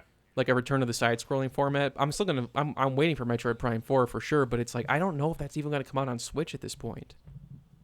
That they might just, because I thought for sure like the new Zelda was gonna be like the killer app for the next Switch, just like they did with the first one, just to have those guaranteed sales out of the gate and shit like that. So now that that's not it, it's like, what will be the game for the next Switch or whatever the fuck? The question So- also is like, when do you guys think that's going to happen? Because it seems like the Switch has a ton of momentum, but I do think it's in the last year or so starting to kind of sputter out a little bit. Games are not running as well as they used. Like the newer games are kind of a little choppier because they're getting too ambitious with the actual hardware that they have. Like my guess is like maybe like if I had to guess when the next one's going to be, is probably like sometime in 2024. It would was thinking have to be 25. because I mean like they're up to like what 110 million in sales or whatever it is. So like they can only coast off the we're the affordable portable option for so long. Eventually, you're gonna be like, all right, this just isn't like working anymore. Yeah. Yeah, I mean, because most of the consoles, it's like, what, 5-6 years? Well, maybe a little bit longer at this point, like life cycle. But it's like, even when the Switch came out, I know it's not all about power, but it was like, when you compare it to something like the PS4, it was like underpowered, but it wasn't a big deal. Right. And it was also portable. But now it's like, okay, we have PS5 and stuff, and it's like, okay, now it's very noticeable. It's very, yep. And you have the Steam Deck too, so how long can they coast on the Switch from 2017? Yeah, there's only so many people out there. It's like a dad like me who like the Switch is perfect. I take it off the dock, I can play it for like a half hour and put it back on before responsibilities and dumb shit like that. But eventually, it's just like that's not. And for the kids and all the other games, like it's only going to coast for so long. Eventually, yeah, and I mean, when it came out, it was like really awesome too because. Like, I remember they released a Metroid game on the 3DS that I went back to, and it came out like maybe a year after the Switch did. And playing on the 3DS again after having a Switch, that felt ancient. Samus Returns is a little rough, too. Yeah, it was especially when fun. you go from that to Dread. Like, Dread is so goddamn smooth. Yeah, so I think it's like, when it wasn't a huge leap from the previous system, like the Wii U, like in terms of power, it's like, okay, you guys got to bring something out new sometime soon. Something. Yeah. Well, it's like Kanye said, no one man should have all that power. That's right, Miyamoto. I don't know if I have anything else to contribute to the conversation. Grant, do you have any predictions on when the next system will launch? I don't. I just played them. I play them. What do you I think, enjoy Grant? them, Quarter I have 1, thoughts and 2024, or opinions. quarter 3 for the holiday season? What is Chicago saying about the release dates? What are they saying? Yeah. What would the Chicago guy say? Oh, it's a war zone. Dudes from Chicago, yeah. I'm shoveling bullets out of my driveway so that I can drive to the Democratic National Convention. Man, one time I did an open mic in San Diego, and like the guy who went up after me was like, "Oh, that guy's from Chicago. I thought he'd be filled with bullet holes." And yes, he did talk like that for some reason. He was like, "I'm from Brooklyn, but I live in San Diego." Oh, Hey. Sure. God. He went out there to chase his dream, huh? I get, yeah, San Diego. Okay, man, San Diego's where you're supposed to be. Sure. Look at me. Yep. Now I host the open mic. It's like, shit. Nice. Yeah. Now, something I got a little more excited for. Did anyone here watch the PlayStation State of Play? Are we done talking about Nintendo? Yeah, I guess we're done with Nintendo for now. See you. Hey, where'd everybody go? Wait a second. We can Now, keep it what- quick though. Bri, what? I mean, if they didn't watch, anything stand out to you? I mean, Tekken 8 looks goddamn amazing, which I still put that as the second best fighting game behind Mortal Kombat. I really think God of War, if any of you played that, it was amazing, and it got God of War back to being a great game. And then that weird one, Pacific Drive. That stood out to me the most. That's the one I'm the most excited for out of all of them. Yeah, because they're even calling it like a road It's a roguelike. light. Yeah, but it's like you're driving a car and it's like with all the weird shit going on. I love that. Like you're now taking a spin on roguelikes in a different direction. You're making it like racing plus roguelike plus sci-fi. That one looked really, really cool to me. So yeah, those three stood out the most to me. I mean, that Tekken game looks like it's going to get me back into Tekken again. I've never played a Tekken, but I've always been like interested in it. And I mean, the new one looks amazing. And I played a lot of Soul Calibur growing up, and it's like the same Okay. team, right? Yep. Yeah. It's like It's the it's the same thing. Like it just like instead of swords, you're just kicking It's and just- punching. Yeah. I've always said I felt Tekken is the best 3D fighting game, just for how tight the controls are, or how the I could hits see that, yeah. work. And yeah, it's and what's nice is even with this number 8, there's been like an ongoing story with Tekken that they've carried on. Like I know who cares about story modes in fighting games, but Tekken has maintained like a story throughout all their games, which Have is you kind of ever- unique. Have you ever seen the Tekken movie, the anime? The No, anime I haven't. I didn't know there movie? was one. Yeah, there's Wow. one. I got it. It's I don't know. I don't think it was good, but it was fine. It was a thing. A video game movie not good? That doesn't sound right. Was it was like to Street be Fighter fair- Chun-Li? No. It was like an anime movie, and it was probably a lot better than most other video game movies. But Yeah, it it looked was like it was whatever. better than like the King of Fighters anime movie, or I hear the Street Fighter one's good. I gotta get around to watching that one day. oh yeah. I don't think I've seen that either. Yeah. The only other one I saw that was worth noting was Rise of the Ronin, which is the action RPG from Team Ninja. I just like that setting. It's like the end of the Edo period for samurais, and you got not only really great looking sword play, but like some use of like firearms in there as well. So it looks like a really fun, cool game. So I was more impressed by the short amount of games that PlayStation showed and the games they were showing, because they didn't add in a bunch of goddamn packs. Yeah, there wasn't a lot of filler in this. No. Yeah. Yeah, that Yeah. game does look cool. I mean, like, if you put anything with like ninjas and samurais from that time period, it's like pretty much a guaranteed hit for me. Mm-hmm. I'm probably gonna get the God of War game. I played all the God of War games except for the PSP one, I think. Okay, yeah. And I mean, like, I thought the last one was great because it was like, I don't know, you would call it a soft reboot, kind of. Different gameplay, different. It's a continuation, but it's very thematically more kind of mature, I guess you could say. Oh, yeah. Where it's not just like, I'm gonna fucking kill you and cut your head off. Yeah. It's that, but it's also like, I don't know how to be a dad. Yeah. There's a lot more heart into it. Yeah, I love it. Yeah, I mean, that looks cool. I saw I know they announced like a Yakuza spin-off game. Yeah, at the Like a presentation. Dragon Ishin. And I know like other Yakuza games got announced, I think, later or some side thing. I'm a huge fucking fan of those games. I love them. I still haven't played Yakuza 7, but I played 0 through 6. And Yakuza 0 is like straight up one of the best games I have ever played. I fucking love it. It hooked me on the series. It got me to play every single one after that. Again, still waiting to play 7, and I hear that one is also amazing. So this... will I get this like spin-off? Again, this is sort of set in like 1860s Japan. Yeah. It's a non-canonical spin-off. It's like, what if they were samurai instead, you know? You're like, Yeah. yeah, okay. You're like, I'll try it. Have you guys played any of those games, the Yakuza series? I haven't. That passed me No. by. I got to get into that one day. I would recommend, honestly, Jim, you guys should do Yakuza 0 at some point. I think both of you would probably find like something to love about it.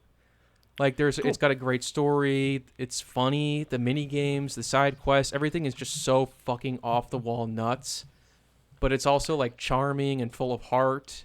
A lot of plot twists. It's just like everything you can want. You know At what least for got me into trying? I only played, I forget, I don't even remember. It was something that was on Game Pass. But I played through Sleeping Dogs and loved that. And that drove me to trying Yakuza. Like I said, I don't remember which number it was. It was one that was like free on gold for Game Pass. It wasn't 0, but Kiwami? yeah, I don't remember. But like I said, Sleeping Dogs was fun as shit. So it was an easy bridge for me to try those games. So yeah, that's a series. It's another one I want to. Maybe I'll make that a New Year's resolution game. At least do 0. I'll take your chance Yeah, on honestly, that one. it's an amazing starting point. Yeah, was a great entry point for me. Are you guys gonna dig into Hogwarts Legacy? No, because I'm not a bigot. What house are But you not- guys? Are you guys Yes, Gryffindor? because I am a bigot. Grant, do you think people are going Someone's to be brave doing that enough with to this dig. game? What? Do you think people are going to be buying this game out of like, Dude, political stance? I don't know what the fuck anybody's capable of doing anymore. I mean, the outrage at the Little Mermaid movie, I think, tells you all you need to know about like where adults' priorities lie nowadays when it comes to children's media. I wouldn't put it past people. I wouldn't doubt if we're gonna see Andrew Tate playing the Hogwarts Legacy game. It's entirely possible. It's like all these throwing the people who libs? probably been calling Harry Potter gay as fuck for 20 years are now like, well, I'm definitely going to pay $70 to play this based Hogwarts Legacy. You know that it's gonna get like really bad reviews too, and like people like Matt Walsh are gonna be like, well, I played the game and actually it was pretty good. It's the liberals played this game and they didn't like that. Jay, what the fuck her name is? Rowling. She believes that a woman is a woman, and that has something to do with a video. This is like how this guy talks. Yeah. Is just like, what the fuck? What are you saying? I can't wait to see. It's definitely a game that. Sorry, it's like a game you'll never get an honest review from. I think at this point, just because everybody's got the thing their itself. slant on it. I'll be passing on it personally. But it's also funny because, we're talking about the Jennifer Lawrence type of like early 2010s girl where it's like, touch my butt and buy me pizza. I'm in House Slytherin. That kind of person is now going to be like Republicans who are like, I'm a Gryffindor. Oh, I'm a Hufflepuff. They already were. But, it's weird. Is Ben Shapiro going to like stream it in a robe? In a wizard robe? That would be epic. That would be epic. I don't know. He probably thinks that it's satanic or whatever. Isn't that Let's weird? say, like hypothetically, the full like circle that we've had with that shit. Because I do remember certain friends, growing up in elementary school, and their parents were like, "We're not allowed to read Harry Potter." Mm-hmm. And Yeah, I now was like, it's that like, sucks. oh, yeah.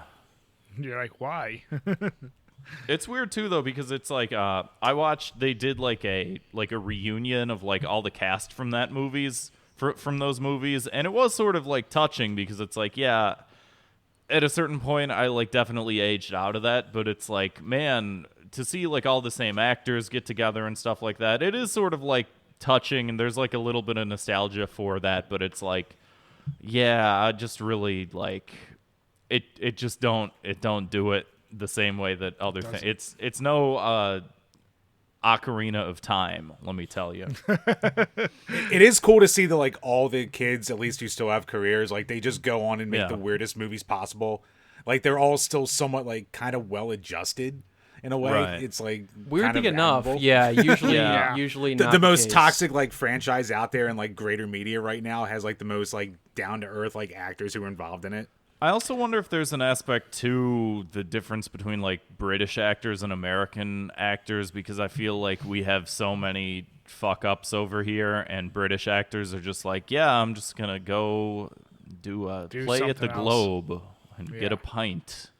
And everyone here is like, I am addicted to methamphetamine. I can afford coke.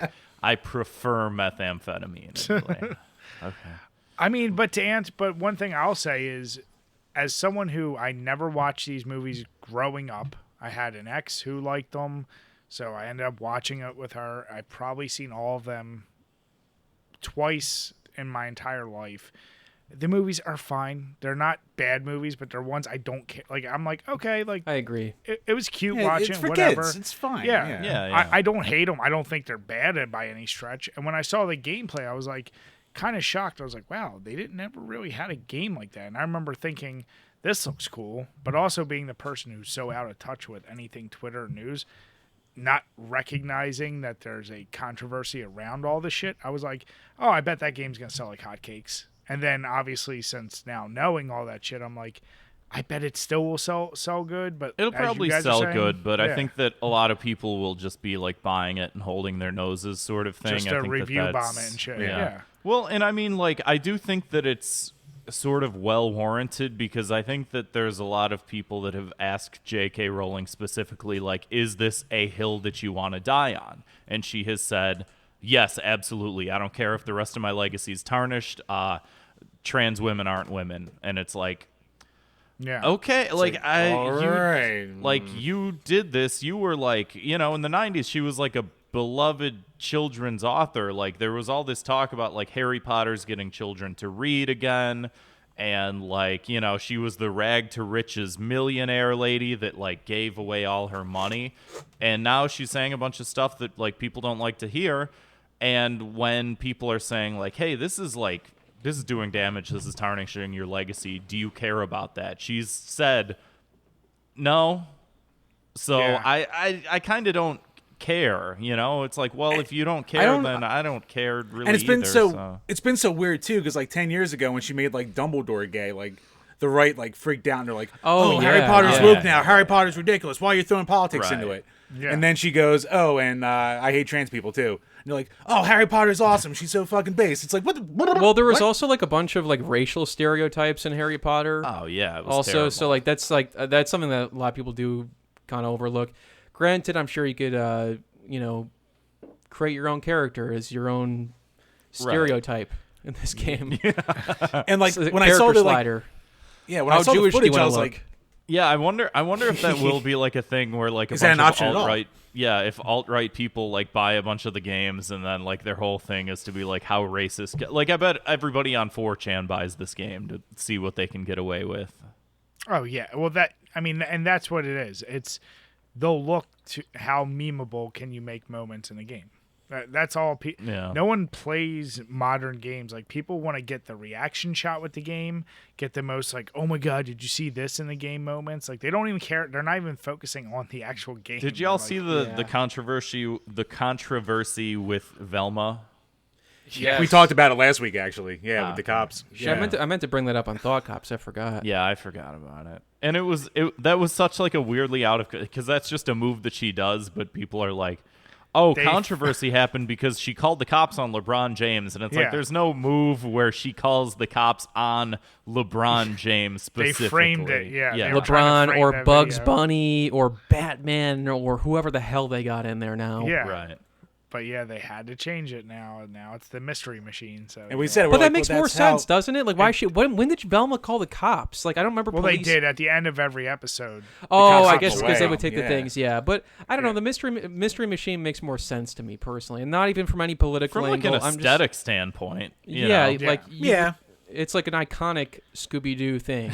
It'd be like if they gave Mario a gun, and then it's like, oh, well, he has a hammer, and they're like, oh, fuck, Yeah. we forgot the hammer. He's known for the hammer. Why'd we give him a gun? It's like, why'd you give her a police car? She has a vehicle. They're like, oh yeah, oh okay, yeah. Oh, that would be a funny palette swap though, where if he had a gun, then they just change to a hammer and he throws the hammer at him, and some guy's just lying there holding his ribs. Yeah, so I mean, I think the game, what's sad is it looks good, and for people who aren't in the know, hey, guess what? It's probably got all your favorite parts from the series. I know nothing more than what I've seen in the movies. Didn't pay attention that much. I think it's one of those weird ones where it's like forgetting Rollins, whatever her name is. Yeah. I feel bad for like all the thousands of people that probably worked on the game who have no opinion of her at all. Yeah. Like Yeah. if they're gonna get shit on as a company because of her, and Like, the did game she gets work shit on this? No, she probably just licensed. I have no idea. I don't even know if her that much structure. happened. So yeah, it does suck for the people who spent hours and hours Who has making an nothing to open do world with Harry her. Potter game. They're like, we don't even like this. They're We're like, just we actually hate coding her, it. but yeah. like, come on, guys. Or what if they like made this cool, awesome wizard game, and then at the like the 11th hour, they're like, "Oh, we want this to sell, so it's a Harry Potter game now." And all the devs are like, "Fuck no!" Yeah. Did y'all see the book that she wrote recently that's like 600 pages longer than Dune, and it's about like a guy that's like an alt-right guy on the internet, and people like bully him to death, and like Yeah. like the entire page is like Twitter interactions put into a book.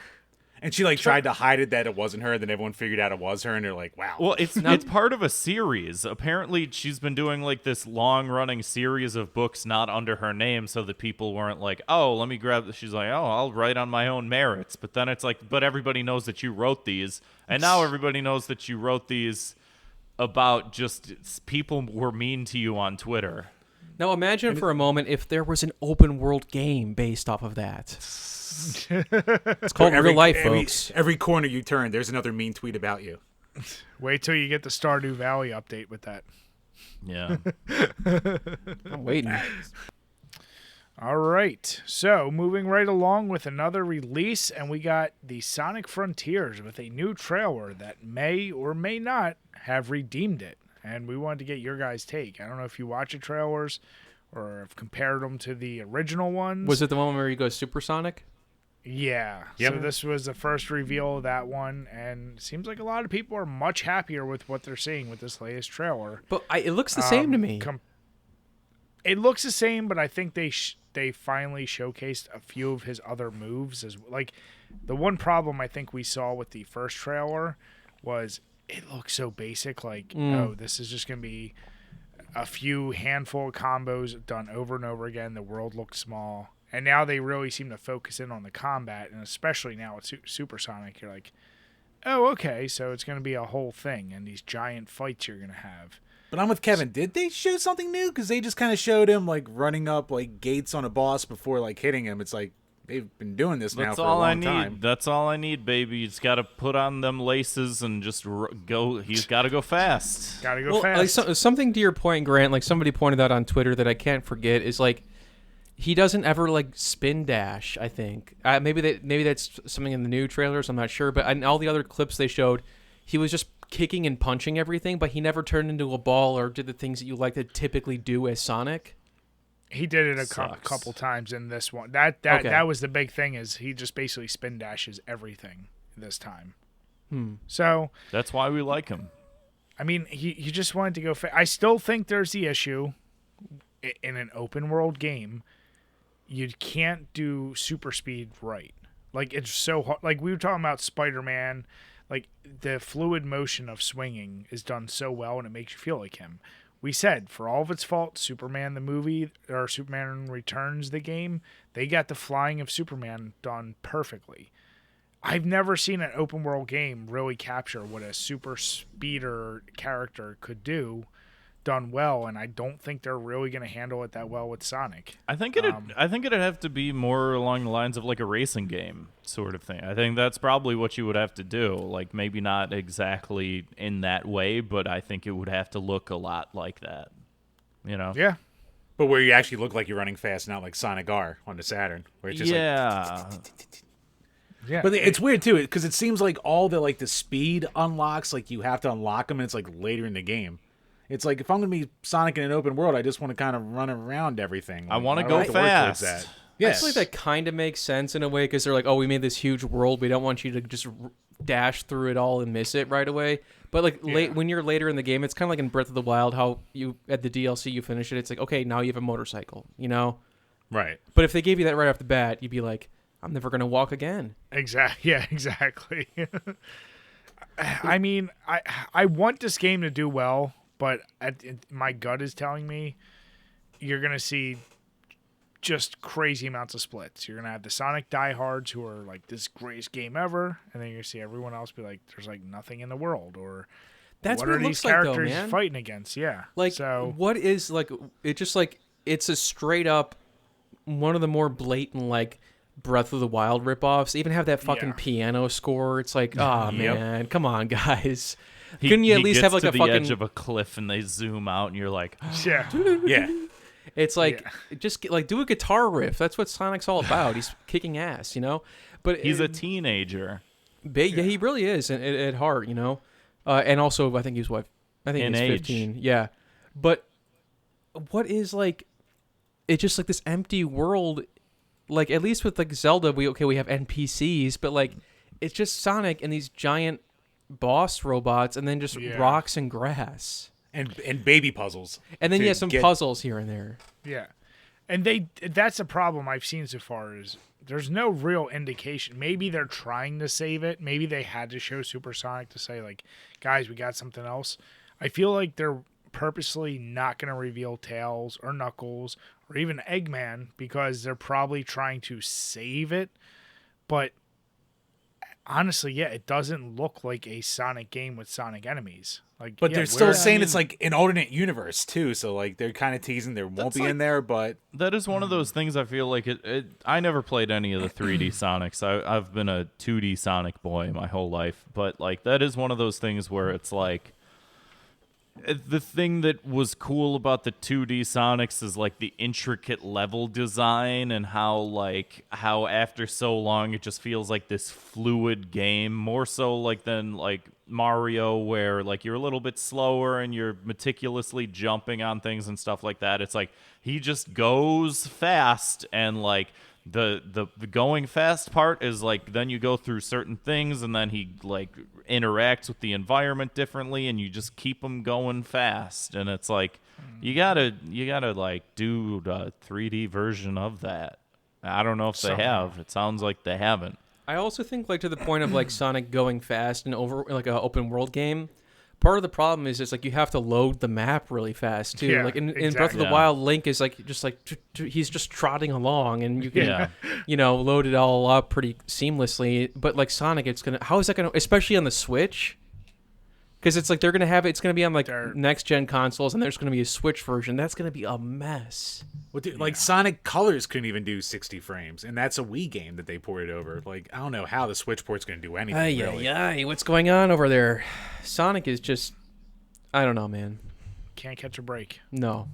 They caught some fire with the movies, and I feel like they're trying to keep it rolling. And Sonic Mania fucking kicked ass, and then they're just like, oh yeah, we're not doing it anymore.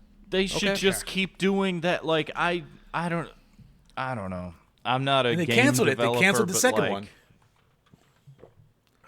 It's unbelievable. It doesn't reason. make sense.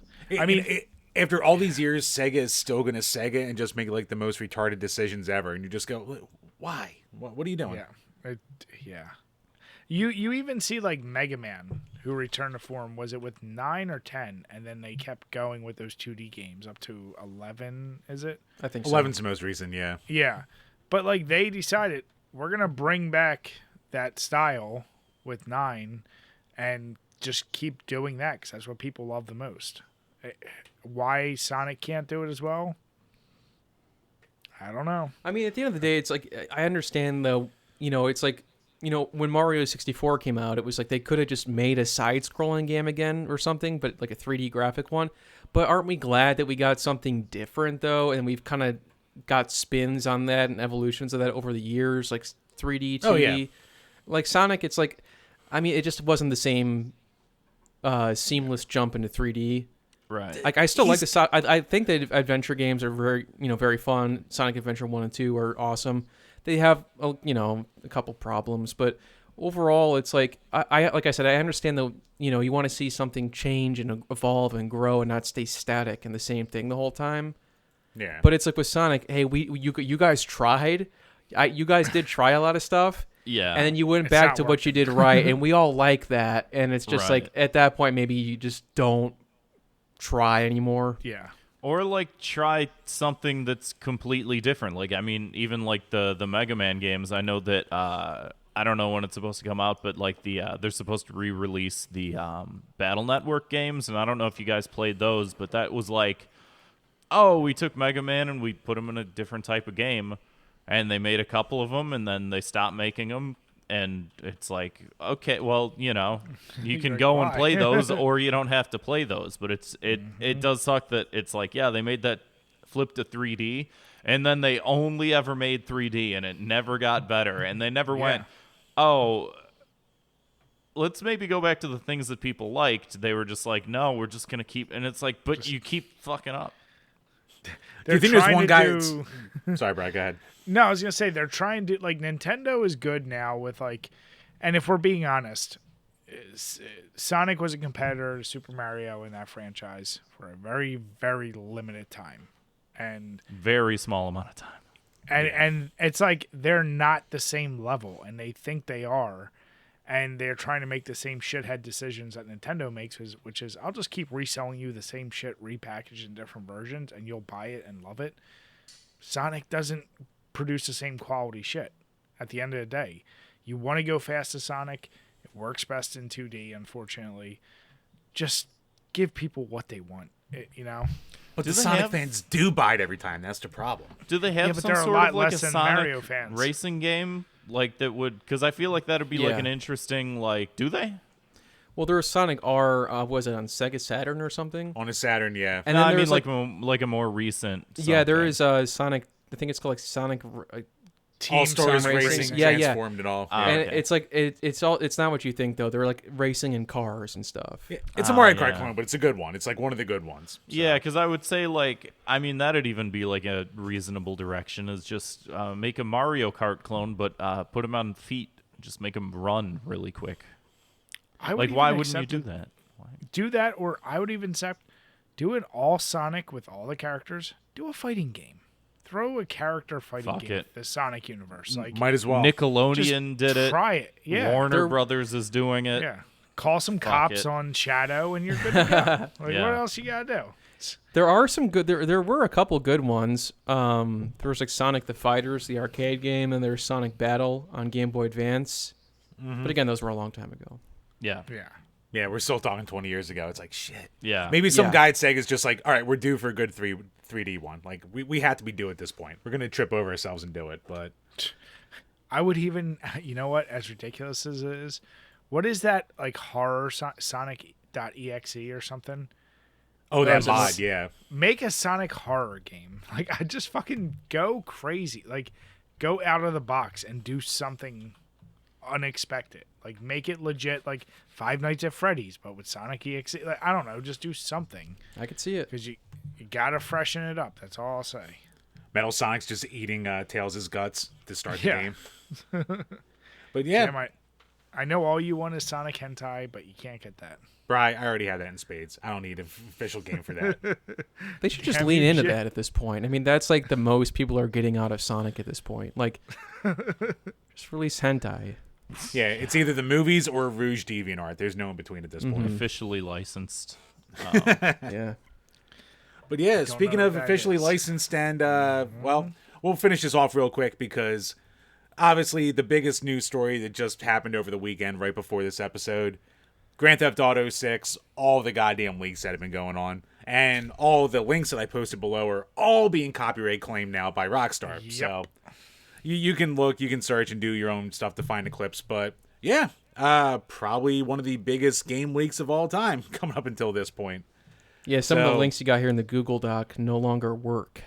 Yeah, they worked as of this Oh, I morning, and forgot about the Rockstar's been Google on a Doc. tear. I should have been looking at the Google Doc the whole time. It would have given me more things to Google while y'all are talking about things that I don't know anything about. Well, you know, for once, it's nice not to look at one. Yeah, honestly, fuck your Google Doc. You know what? I agree. don't It's not a want great it. one. I don't want it. Well, Brian tells me this all the time. but here's the funny thing with it. In an age where I feel like everything is leaked, I do think back, and Rockstar has been pretty damn good about keeping shit like under wraps. It is kind of crazy. This is the first game, because I looked back, like GTA 5, GTA 4, it never had leaks like this. So the fact that we're seeing a GTA 6 leak, and all these people, like, obviously they're getting copyright strikes and all this stuff, but yeah, I don't know how it got leaked, who leaked it, but, you know. It was a 16-year-old from Germany or the Netherlands, something like that. So it turns out over the past day or so, like, everyone's been finding out all the information about the leaker. So apparently one guy pretended to be the leaker, and he did a ransom with Rockstar, and they gave him $100,000 worth of Bitcoin. And Oh it my turns out God. he wasn't the guy. So he just ran away with $100K from Rockstar. Holy Hell, shit. well, the biggest form of theft in the United States that outweighs every other form of theft by like orders of magnitude is wage theft, and that is committed by large corporations. So, I mean, you're kind of morally right to steal from them. Especially I from think it's- Rockstar, who's been in Yeah. so many controversies lately. I was for going to say, it's crunch probably and like a assault. disgruntled employee. No, who at least, that's what like, I gave thought it- at first, but apparently an online hacker forum admin claims that an individual behind the leak and Uber hacks is none other than Laspis or something. He's a 16-year-old boy from the UK, and he's the already address? breached Okta, Samsung, Nvidia, Microsoft, Ubisoft, and a whole bunch of other shit. And he's been arrested earlier this year too. So apparently some UK super hacker. He's doing it for the Queen. It's just a hard working going for some coins. That's all. He's not Yeah, even but the I one who got heard, the coins. I heard the source code leaked too. I know that's a big deal. I don't know how big of a deal it is because I don't fully know where that is, to be What it honest. is, yeah. But it sounds bad. And it's almost morphed into like its own culture war on Twitter, where it's like you either have to good. be like full on, brr, this is bad. This is like, all these poor devs who worked on this, blah blah blah. It's delayed for 2 years, or you just go, I don't really care. So it's like two sides of the coin, where we just go, oh, that's kind of cool. And then everyone calls you like a Nazi or an asshole for like not supporting the devs in this hard time or whatever. I love that you have to have a staunch opinion on Either way. children's programming and video games nowadays. I was gonna say Otherwise, children's yeah. programming like Grand Theft Auto. Yeah, or video games. Yeah, So like, what is there a Red Dead remake coming out too? I see that here as well. Yeah, it was a canceled one from like a year or two ago, but the same okay. hacker found like all the footage that they were working on that, and he like threw that out there too to show like kind of like what they were working on. And I like see. the least if you can find them at this point, like they do look cool. Like there's not a lot to them. It's just like characters walking around or aiming a gun with like it's the pre-alpha footage. Yeah, so like it's not even remotely close to how it's gonna look. But even now, it looks pretty goddamn good. Now, of course, people are freaking out because like apparently hookers are making you ask them for what your pronouns are before you pick them up or some shit like that. Or there's other kind of stuff that everyone's like picking their political sides on. I'm just like, fuck. God forbid that media reflects the way that like people interact in real life nowadays. Would a hooker do that though? I wonder. Maybe, I don't know. I literally would have no idea how. Don't to you lie! find Don't that you! out. Don't you lie, Luigi! But yeah, so it's just like it's just been a thing that like people have found a new way to argue with about. So Rockstar did today tweet basically like, yeah, we got hacked, but we're not letting this impact our schedule and shit like that. So it could turn out to be a nothing burger. And then like it turns out that like Half-Life 2 had a massive hack before it came out, and Nintendo's had a bunch of them over the years. So it could be nothing, but it's just like everyone's like it's another thing for people to pick a side and start arguing about. And I just don't care anymore. And Here's going a back question. to an earlier conversation, not to cut you off, but Yeah. favorite No, type please. of burger, one with an egg on it. Least favorite type of burger, one with nothing on it. Oh, dude, yeah. The fuck's the point of that? At least put some gravy on it and take off the bun. And just have burger with gravy. Yeah. So Hungry Man Salisbury Sure. steak. Yeah, exactly. But no, but like, here's my question: has a leak ever hurt a game? I feel like it doesn't do anything but generate more eyes for a game. Like, That's a good I don't question. know. Like I really think about that. I've seen leaks of so many games at this point and like footage you weren't supposed to see. It didn't ruin the game for me. It made me probably It's more like- it's- interested in the game. It's different with like other forms of media. I feel like if like a Exactly. movie leaks, then it's like, oh shit. Or like album leaks, or like if you leak an album, it's like you leaked the album. Like It's like, just, yeah, you have it's no game purpose over, of yeah. buying Yeah. it. Yeah. If you leak a game, it's like I'm not gonna watch footage of something that's not even complete. Like I don't care. I'm not even gonna Yeah. watch gameplay footage at all. Let alone do I care if someone leaks. Like whatever. Who cares? But Yeah, it's just- it's kinda like- act. Yeah. It's like this kind of like, if you how leak it- embarrassing moment, you know? Ooh, how embarrassing. we got Yeah. stolen from. Ooh. Yeah, if anything, it's like, okay, cool, you got leaked. I don't like. That's not going to stop me from getting the game, or I'm not going to not get it because I saw some shitty footage of an early develop. Like, Yeah. it just doesn't matter as like you just said, Grant. It doesn't matter as much as it does with music, with movies. Yeah, if you see a full leaked movie, okay, I don't. Yeah. I'm not and going also to the like theater. with a video game, it's like up until they release it, they can always like change it. So it's like Or after, even. or after. These days more patch so it. after they're just like, oh, this game's not really ready, but we have a deadline, so here, buy this crap and then we'll fix it later. I just, guys, the sad part is Rockstar doesn't make that much money. So, they're hurting out there. So, we got to support them. They're the poor little guy. Yeah, Whatever support will we small do? business. That's what I'm saying. They're basically an indie developer, so you got to support them. Do what you got to do. Who owns Rockstar Games? Do you know? Like what major see. corporate conglomerate? Is it like Blackstone? Do they or BlackRock? I mean, BlackRock. BlackRock. Buying up all the housing and putting out GTA. buying all the housing and the automobiles. Take-Two Interactive. Whatever. And they're owned by, it's a holding company based By in New York, but whatever. BlackRock, I don't give a probably. fuck. I don't know any of this shit, so it doesn't matter. Guys, the revenue last year was only $3.3 billion. They're hurting. Oh. All right?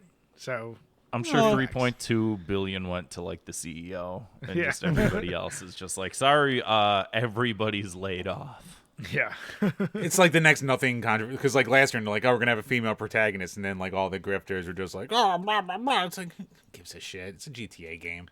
Well, And now it's like it's a female and a male one you can have. yeah, and like you can switch between like who gives a fuck? Just you're gonna buy it anyway, and you're gonna play it. Like no one cares. Like, stop. But I think I'm Jim, just sick you of the gotta internet. make I think I'm news. done. What? Jim, it's about time. You need a Twitter break. I do need a harsh Twitter break. That is very true. I need a full internet cleanse of my fucking psyche. No, but yeah, so that, we'll follow. We'll see if anything else comes out. You guys won't be able to see footage. I was going to put the video here of the GTA 6, but everything's copyright stricken. Yeah, don't put that in the video feeds because the whole video Yeah. will get taken down by Rockstar now. So probably for the best. Exactly. So with that, Grant, Kev, we want to thank you guys once again so much for coming on. As we said at the beginning, check all the links below. Make sure subscribe to these guys on all the platforms. Check them out. Make sure you watch them. We're going to put our old episodes with them and on their show as well. And with that, we want to say have a good night, everyone, and cheers. Cheers. guys. Thanks for having us. See you, Space Luigi.